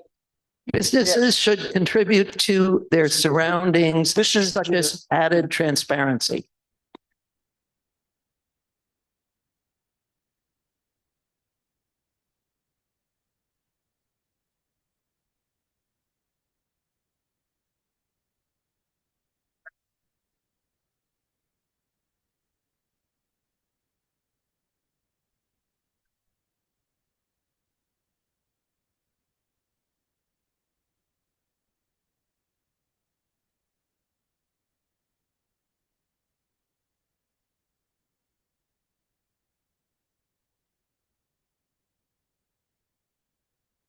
Passed by the skin of its teeth. All right, and the final one that we're voting on is zoning for future job hubs, number 18. Any discussion, questions? All right, record your vote.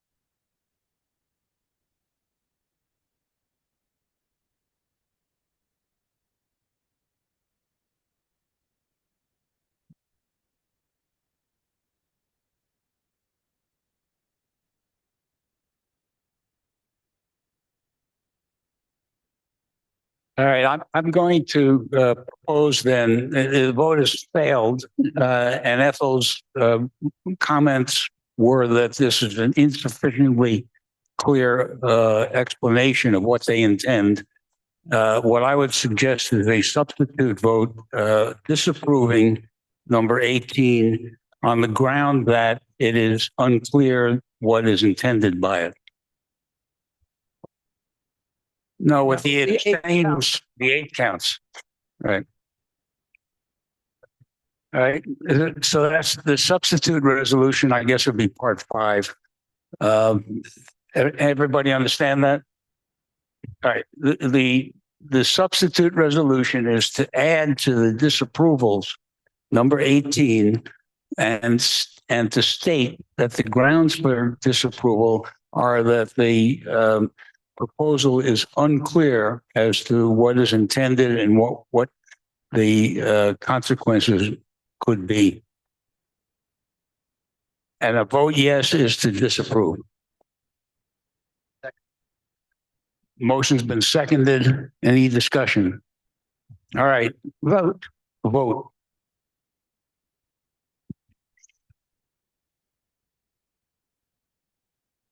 Number 8, this is part 5, number 18.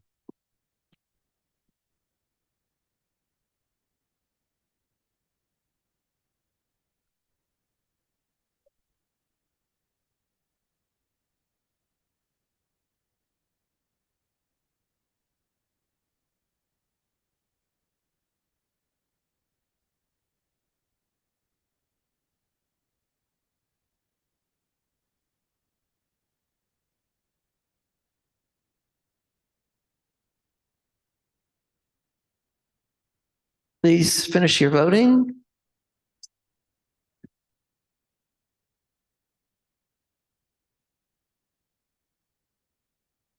Okay. Passes. That concludes the newly constituted Housing and Land Use Committee portion of the evening. Thank you very much.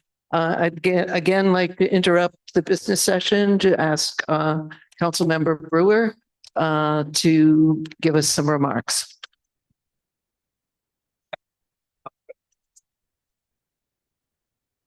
Last time I told you to go to hell. My time. Anyway, I'm honored to be here. I want to make sure that we thank St. Paul and St. Andrew. I think we know how much they do for our community. And there's a wonderful story. 107 West 86th Street, dry cleaner closed. And we gave the proclamation saying how wonderful the owner had been, Mr. Lee. And we're looking at the clothes there. And what are you going to do with them? So normally Mr. Lee takes them to Chinatown and puts them in a box. I said, Mr. Lee, down the street is St. Paul and St. Andrew. And so Mr. Lee put all the clothes, and there's a lot of them, in the doorman at 107 West 86th Street.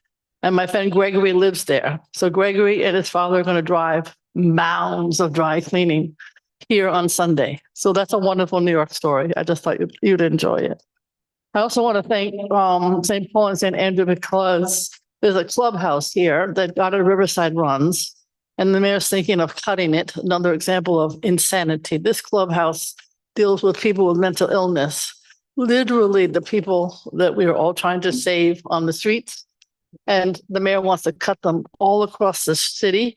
So there's a big rally tomorrow to try to keep the clubhouses. But just so you know, another example in this building, wonderful social services are going on. E-bikes, I have something called the Midtown Community Justice Center is great. It's going to be open 5 days a week soon on 54th Street. And the Judge Wang there, just so you know, because we're all trying to figure out this e-bike thing, he's going to bring together many people that he knows because they work on all kinds of quality of life issues. So just so you know, again, something that you might want to participate in with Board 4 on this issue. Number 2, on the issue of 71st Street and the charging station. I think it's a bad place. I call something called Pop Wheels, which is a new Brooklyn startup. Some of you may know them. I would love them to be here. They are simply a kiosk, simply like a vending machine. You put the battery in, take the battery out, 5 seconds. And it's a good battery. You pay $50 a month. So I'm just letting you know the mayor supported the concept of Pop Wheels. They're opening at the Brooklyn Navy Yard next week. I'm going. We'd like them here because they'll put the vending machine under a bridge somewhere. It could be anywhere. So just so you know, we're pushing for that. I'm sure you heard about the shelter at 160 West 74th Street. You know more about it than I do. I found out by looking on the web that it's up at the landmarks on Tuesday, Preservation Commission. I have to say, I don't really get what's going on because it's a school. I've been in a school. How can you take that school? I assume we'll be paying for it. I don't know. Converting it. Why, if we're going to convert it and we're paying for it, can it be affordable housing and permanent? That would be my request. Now, I'm not saying it's going to happen, but I'm letting you know, to me, that's what makes sense. If we're going to spend all that money, why would it be a shelter and not permanent housing for homeless? Just so you know, that's my position. We'll see what happens. But it's really, there's something funny going on between the owner. The owner has, I think, some kind of responsibility, and he works constantly with the Department of Homeless Services. Seems like every time he buys a building, he calls Department of Homeless Services. That's what I understand. I'm totally against the 60-day notices for the families. I think we are too. Let's see what happens. The idea that they would leave District 2 and District 3 schools is abhorrent, in my opinion. Congestion pricing, thank you, Andrew, for all the work that you're doing. I think we all know that there are hearings coming up. Everybody should testify and submit your information. As you know, we walked along 60th Street. We saw some of the issues that have to be addressed. I hope that you know that we will all be participating also in the Monday hearing on smart curbs, something that I support. Let's see what happens. I'm glad that there are hearings and information coming up. In terms of legislation, lots of controversy. One is on the solitary confinement in city jails that did pass. Another one is on the How Many Stops Act, which is also very controversial. We'll have to see what happens with the mayor and whether it gets vetoed or not. I'm not sure what's going to happen. And then also one that I really do support, which is also controversial, criminal history not being looked at immediately by owners when you're applying for an apartment. I think that I passed a bill on employment, same model, and I think it can work, but let's see what happens. And also I have a bill that's pending that would say, okay, we don't have to have 1,000 million vendors on the bridge, but at least we should have some, those that are legal. So that's also going to be coming up next year.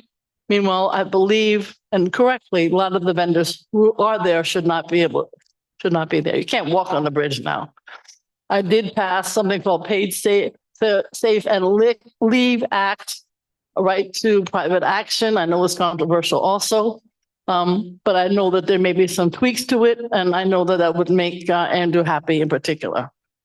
We are lots and lots of issues that the Oversight and Investigation Committee is working on, but particularly these massive, I would say, out of control private entities that are funding the migrants. The numbers are huge.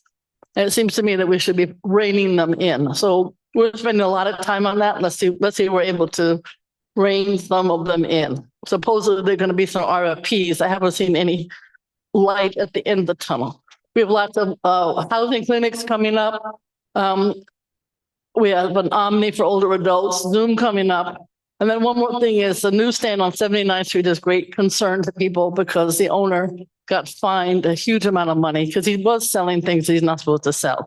Very nice man, but you can't sell things that you're not supposed to. So I'm trying to work to lower the fine that he received. Otherwise, it might be a GoFund because I don't know what else to do. Thank you very much. Thank you.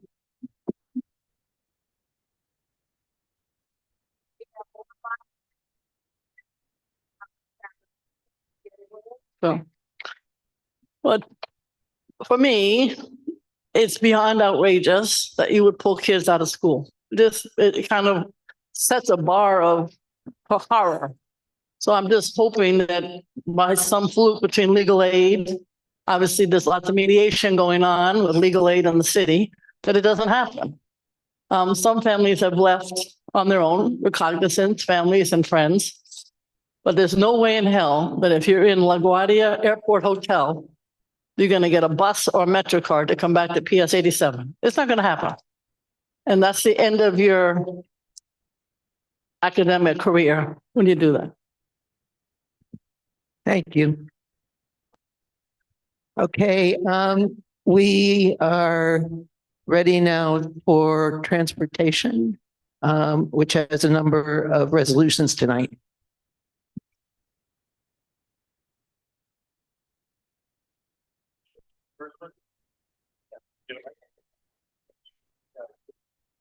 Thanks. Yes. We have three resos, and the first one is probably the easiest one. It's a renewal of the 97th Street Greenmarket between Columbus and Amsterdam Avenue on the north side of 97th Street. It's their traditional every year application to SAPO, and we have unanimously approved their renewal for another year. I'm not gonna read the whole reso because it's a simple one. All those in favor of the resolution to approve? Please vote whether it's yes, no, abstain, or for cause.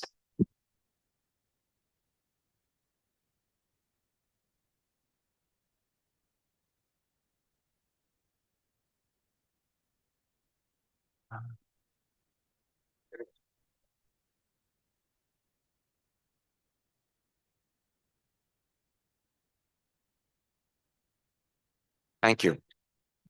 Okay with you, I'll take the next one. Sure. Thanks. So the next one is a little bit of a departure for us. It is a request for a mobility challenge, mobility access to a curb. The building is 372 Central Park West. That's actually part of Park West Village. It's actually fronts 97th Street. You may be familiar with it. Some reasons why we voted yes for this one, when very often we do not approve these curb access requests. A couple of them are, this is a very wide street, so wide that it actually has back in diagonal parking rather than the customary long way parking. Most importantly, there were 20 individuals who were in that building. There are about 400 units in the building. 20 self-identified as mobility challenged and have difficulty with things like Access-a-Ride and with other means of getting to and from their doctor's appointments and so forth. This building is not a NORC, but it is a place where people are aging in place. And this is an important necessity for them to be able to remain in their homes and also be functional. The curb access that we're looking for can be added to excuse me, an existing area for a fire hydrant. Actually, the power of just the committee meeting is such that we showed a video, or showed an image of a very similar condition on 100th Street, which is the opposite side of Park West Village, where they extended the no parking area for a fire hydrant, and they crosshatched it so that folks could use that to pull in for Access-a-Ride and for other kinds of delivery vehicles and so forth. I think Colleen was listening because she crosshatched the usual area for the fire hydrant because some of the pictures that we took of the area during a site visit actually showed cars parking in the no parking area for the fire hydrant. I don't know if that's a feature of backing in, but anyway. All we would need is maybe one or two of these diagonal parking spaces to create the additional room necessary for an accessorized vehicle to get close enough to the curb. And mind you, if there is parking on either side, it actually kind of protects the delivery area, the drop-off area. And the final thing is that there used to be a curb cut at this location so that folks could get into the street and go find and that curb cut was taken away. We believe it was taken away because there's no crosswalk or signal that corresponds to it. And the DOT is concerned that someone who is vision impaired might be following along, say, with their cane and so forth, feel the curb cut and think that it's safe to cross mid-block when, of course, it's not.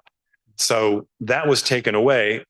Inadvertently, it takes away the ability to reach your accessorized vehicle and so forth. I see a hand.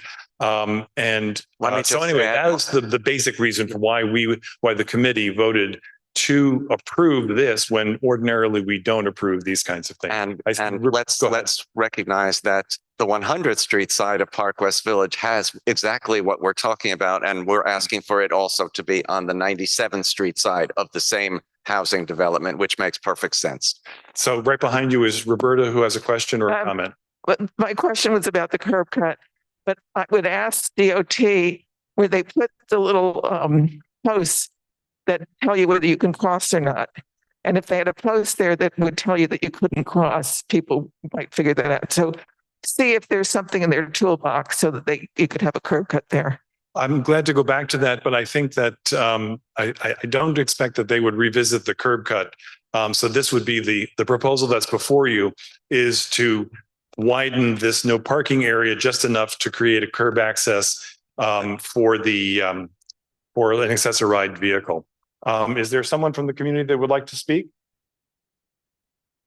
The person who first brought this condition to our attention is Kathy Encino, who probably is not a stranger to most of us on the board. And so I'll yield the floor for a moment. Thank you, Mark, and the committee. It's really a safety issue because the only way that people can get to the doctors now is to go into the dangerous intersection at Central Park West and 97th Street and endanger not only their lives, but everyone. It's a very dangerous intersection and corner. So your vote would make it possible for people to be safe, people with advanced Parkinson's, with all kinds of very difficult issues. And we would appreciate your support very much. Thanks, Kathy. That's Kathy Encino, UNSINO. Any questions from colleagues?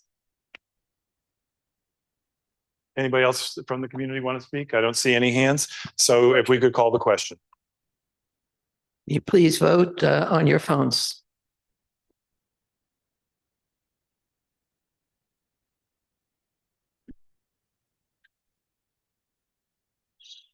You'd think I could spell yes.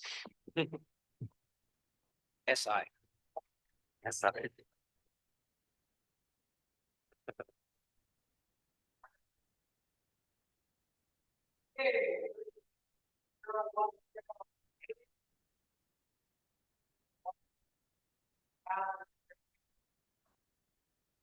Andrew, shall I take the next one?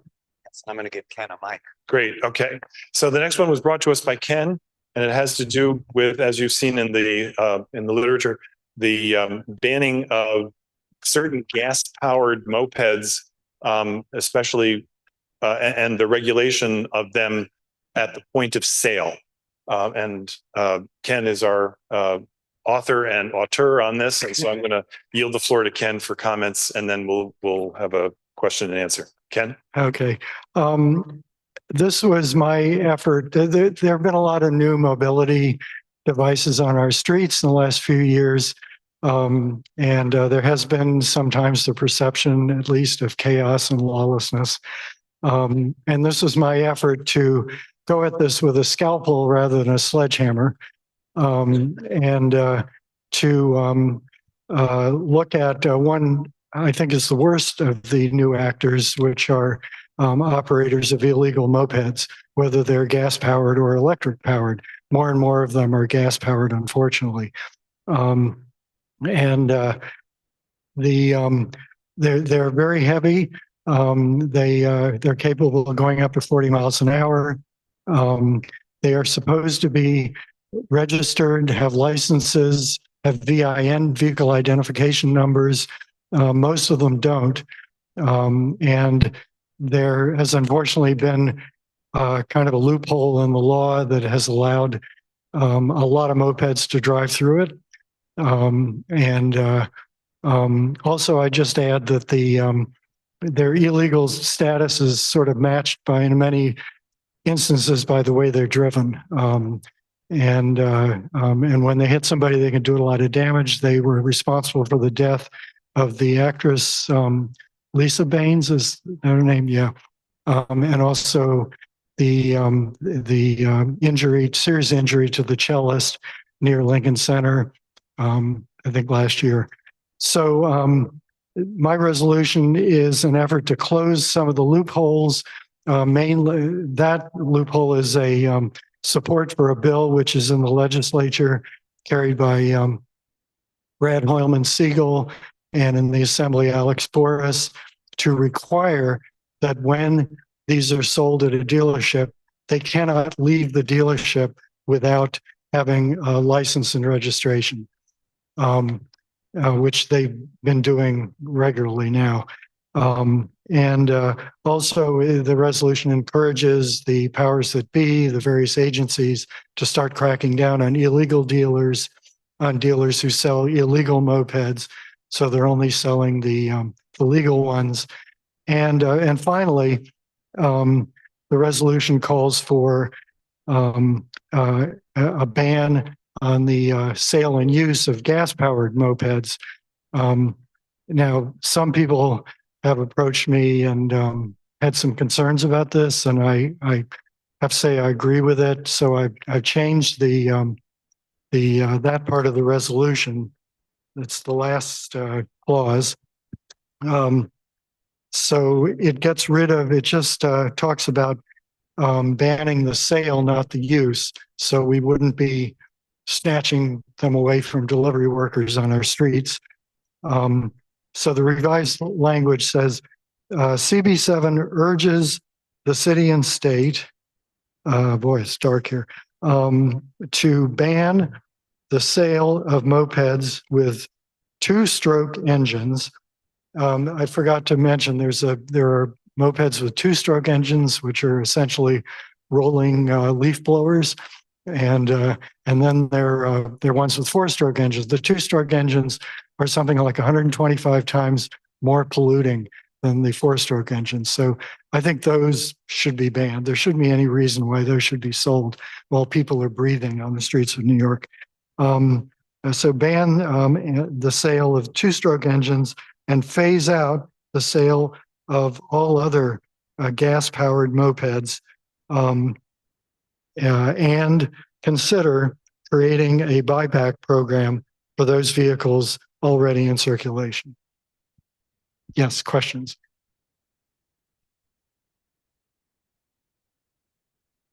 Can anyone see my hand up? That's okay. I got one here. Thanks, Mark.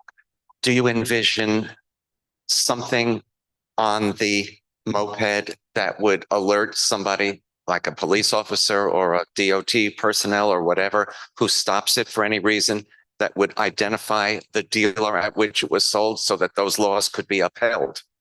I don't know whether that's in the law, in the draft. I don't know. Because from your I mean, explanation, you know, if we want to ban the illegal ones, you've got to know what dealer sold them. Right. I don't know if they're not putting the dealership on it. I would think they wouldn't be, you know, if they're allowing them out the door without a license and registration. I wouldn't really be optimistic. Yeah. What's the proposed Can phase out anyone see period? my hand up? Yeah, I was going to say, Linda's had her hand raised. What's that? Please go on. Go ahead. Linda Alexander on Zoom has her hand up. I didn't think you could see it, Ken. See it. I know, I'm sorry.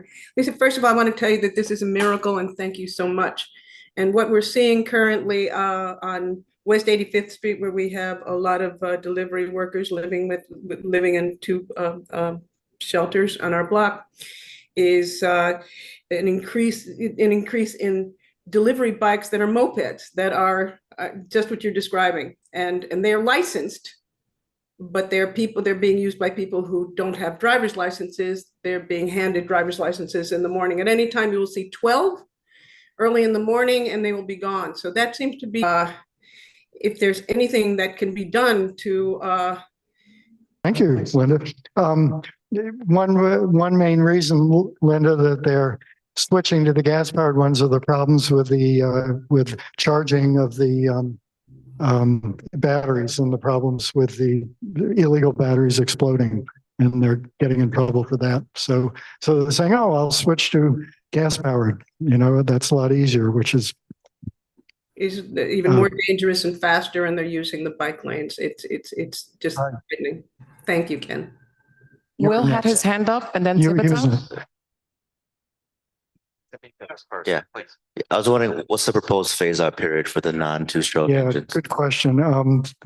There is a phase-out period until 2035 for gas-powered cars in the States, so we could go with that. Okay. So first I have a question. This doesn't address licenses, driver's license, it only addresses registration, correct?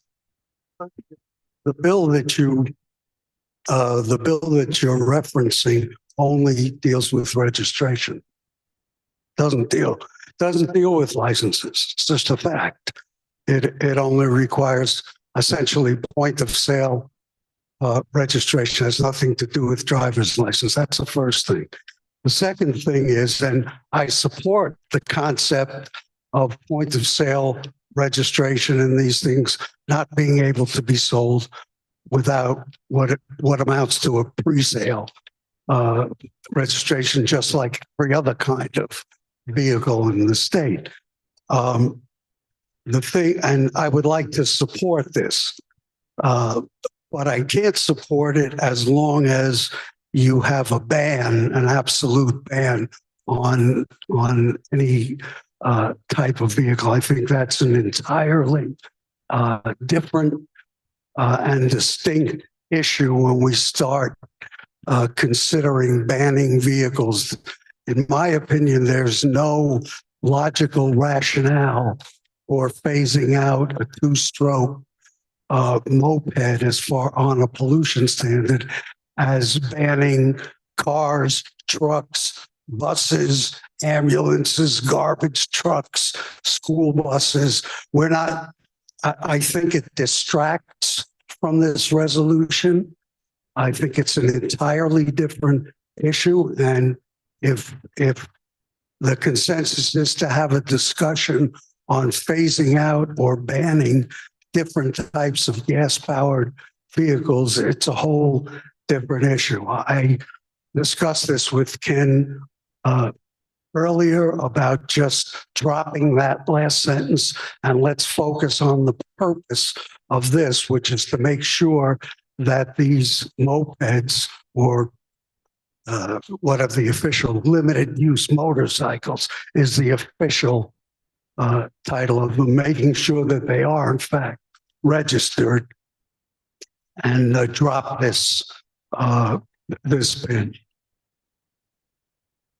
Well, there are a lot of things that we can do, but I think and pardon me, but I think that this last sentence pollutes this resolution with an entirely different issue, and it may be worthy of a full discussion at another meeting and maybe the subject of a resolution, but it doesn't belong here.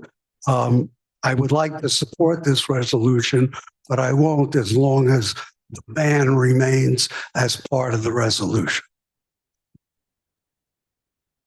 Well, I just wanted to remind everyone that it's no longer calling for a ban, it's calling for a phase out over 12 years, well, no, 11 years now. Yeah. Yes. I just had a quick question. You mentioned the engine, how it's a quick, like a small leaf blower type of engine. Is that does this ban call into a ban of like Vespa type vehicles, or is it a specific type of moped? Because the word moped is a bit broad. So I'm just wanting to have clarity on what type of vehicles is this calling to ban. I'm actually don't know whether a Vespa would, the technical term is limited use motorcycle. And I think maybe Vespa would be classed under that, as long as it can't go more than 40 miles an hour. It's not, okay. Is it motorcycle? Well, you're wrong. Scooter? I mean, the website has both moped and scooter. Just wanted to get clarity on the actual vehicle. Okay. Yes, I thank Ken and the committee for this. And as somebody who was nearly run down by, I think, one of these things in Riverside, never mind the streets, in Riverside Park today. So I think this is a good thing. What I'm unclear on is, and I don't agree with Jay's comment, by the way, I usually do, but don't this time. But what I'm unclear on is I think I understand that this is at least in part supporting Senator Hoylman Siegel's bill in the state legislature. What is in this resolution that is beyond that? There are several therefores before that call on the, I could read them, but they call on the various agencies, for instance, the DMV to do a better job of cracking down on illegal dealers. Then there is one that I'd have to go back and look. Yeah. Right. Exactly. But not what?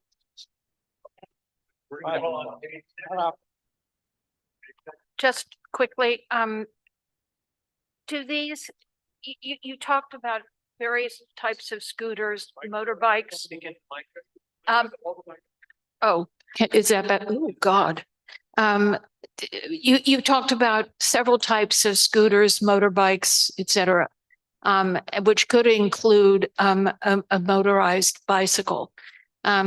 Do all of these components that run on a different fuel rather than just pedal power, are they numbered?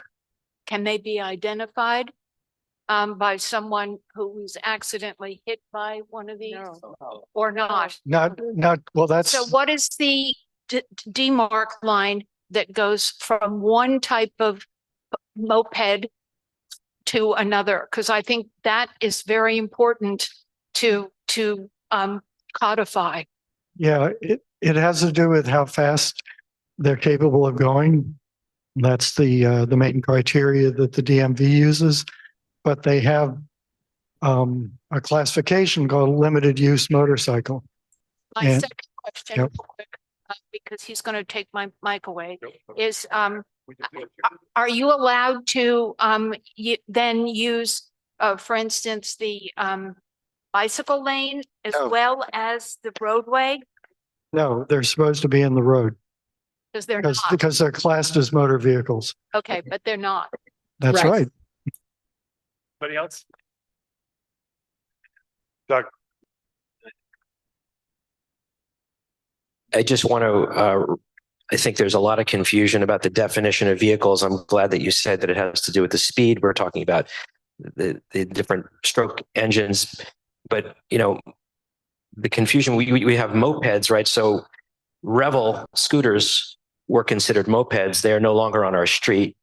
And even though they call themselves mopeds, the definition of a moped is something that has a pedal, but they were considered mopeds. That, at least that was the term that was used in the public. So I think there's a tremendous amount of confusion, and something that is a limited use motorcycle does require a licensed individual, right? So, and correct me if I'm wrong, I believe that that's sort of baked in, that if you you cannot, and correct me if I'm wrong, cannot register a vehicle without a driver's license.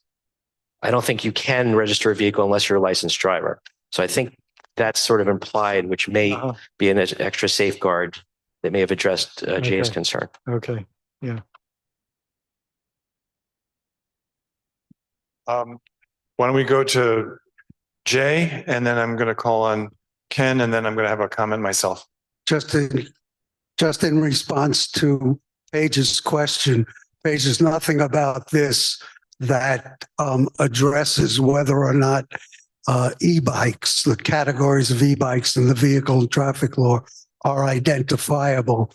But just as a reminder, in September of 2021, and again in December of 2021, this board passed resolutions requesting that the DMV register class 2 and 3 e-bikes so that they can be identified, and no action on either the city or state level has been taken in that regard. And I've made requests of our elected officials on the city level to introduce home rule messages for the state to act because they regulate it.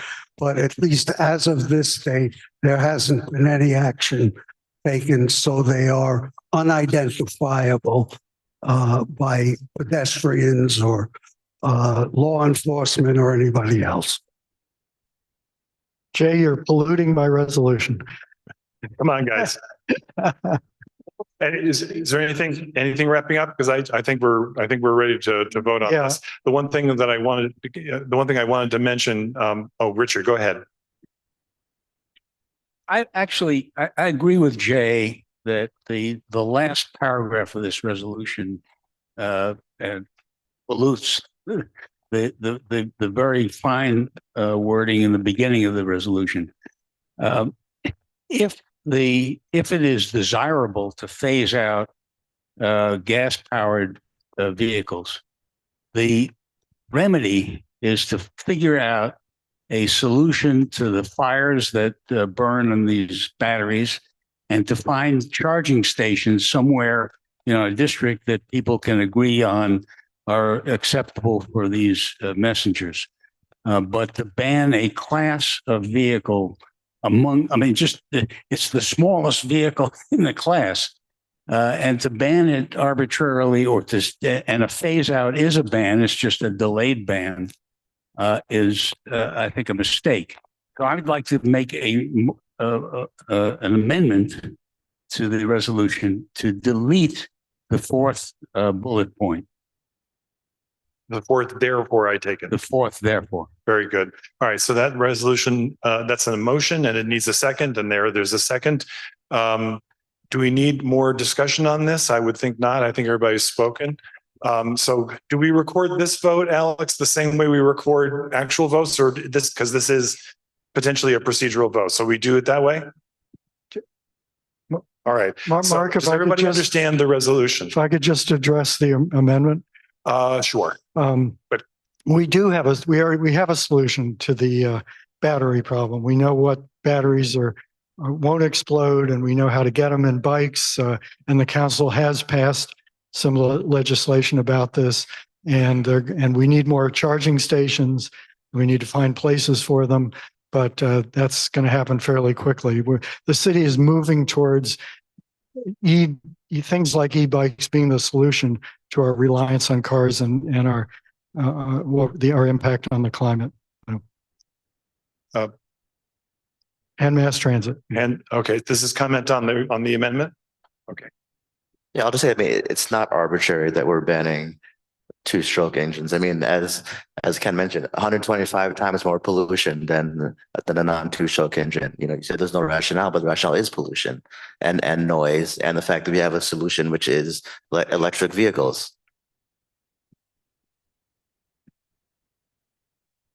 I'm nowhere near an expert on this, but one of the great things about being on the community board is that you learn things. And what I've learned from this discussion and from this consideration is that we, as Jay correctly pointed out, we already passed resolutions that approach this issue from one side. Now we're sort of have a pincer effect. We're trying to approach it from another side. No one of these things is going to get the job done, but we will be taking decisive action to address a couple of different issues at the same time. And that's why I'll be voting for this. And I think we're ready to vote on the amendment. So the amendment is to remove the fourth, therefore, clause, the fourth bullet point. So if you're ready to vote, please vote now. Is that right? Okay.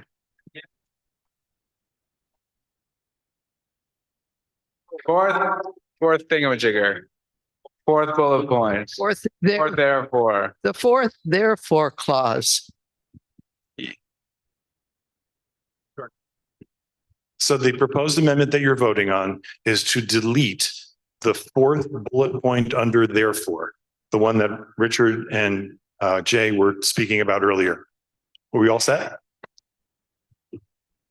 Correct. It is the revised version, but it's still, that's the motion. Well, that's true. I'm sorry, we're just voting against the fourth, we're voting for the fourth to remove it, but not the entire resolution, correct? The changes that Ken suggested are moot because they were all to this I agree. item. I agree. Unfortunately, I agree. All right. So any other questions? How's the vote going? Not too well. We only got 24 votes.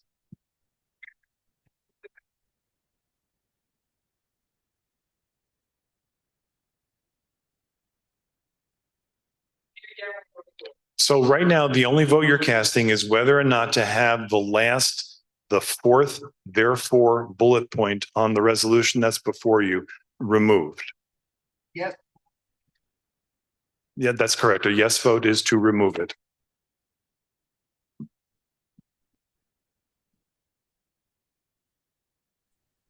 Guys, can we change mine to an abstain?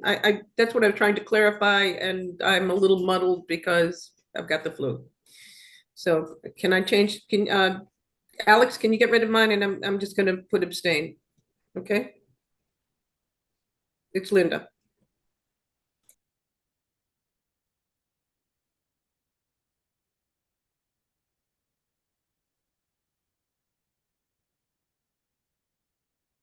Okay, so the resolution now is before you as the first three, therefore, bullet points that are in the printed version that you've all received. And the question's been called, so please vote on that now. Correct. The full resolution minus, of course, what was just extracted.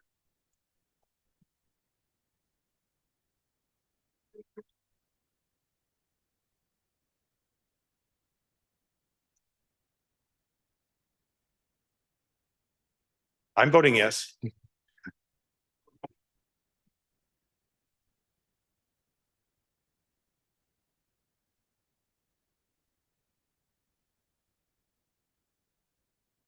Anything else that's on I don't think so, right? That concludes transportation, and we are then left with BCI.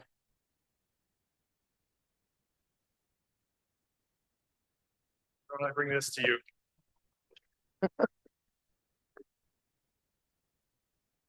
Go. Hi. Okay, we have three things to vote on. We're going to vote on one, and then we're going to bundle the second two, unless anybody has any objections. The first one is the street fair festivals. And is there anybody here from the public that would like to speak on street fair festivals? Doesn't look that way. This was unanimously approved by the committee. And so we would hope for the support of the full board to do the same. Thank you. Okay, could we begin voting then on that item? This is the street festival.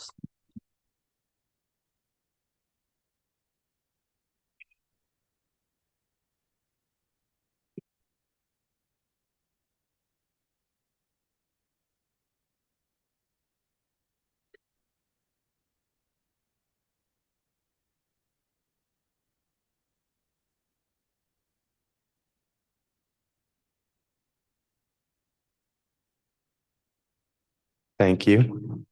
And I'd like to bundle the second two, the second and third items, which are due applications, temporary retail permit for liquor license, 2-year liquor license.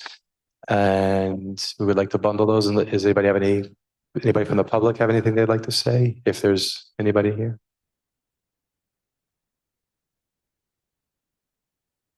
My apologies. Could you identify the address? Oh, I apologize. Yes, 102 West 86th Street and 2170-2178 Broadway, also known as 212 through 222 West 77th Street, which is the Art House Hotel.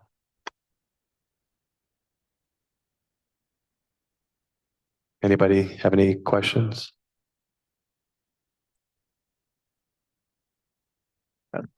Okay, can we start voting? Also both unanimously approved by the committee.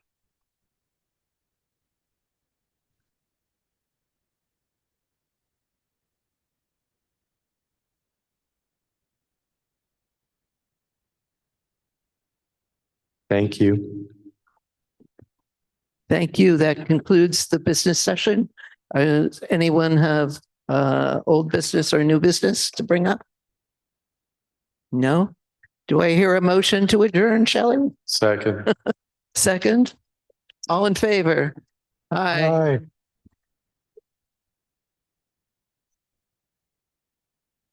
Everybody, please remember to return your name tags. Thank you.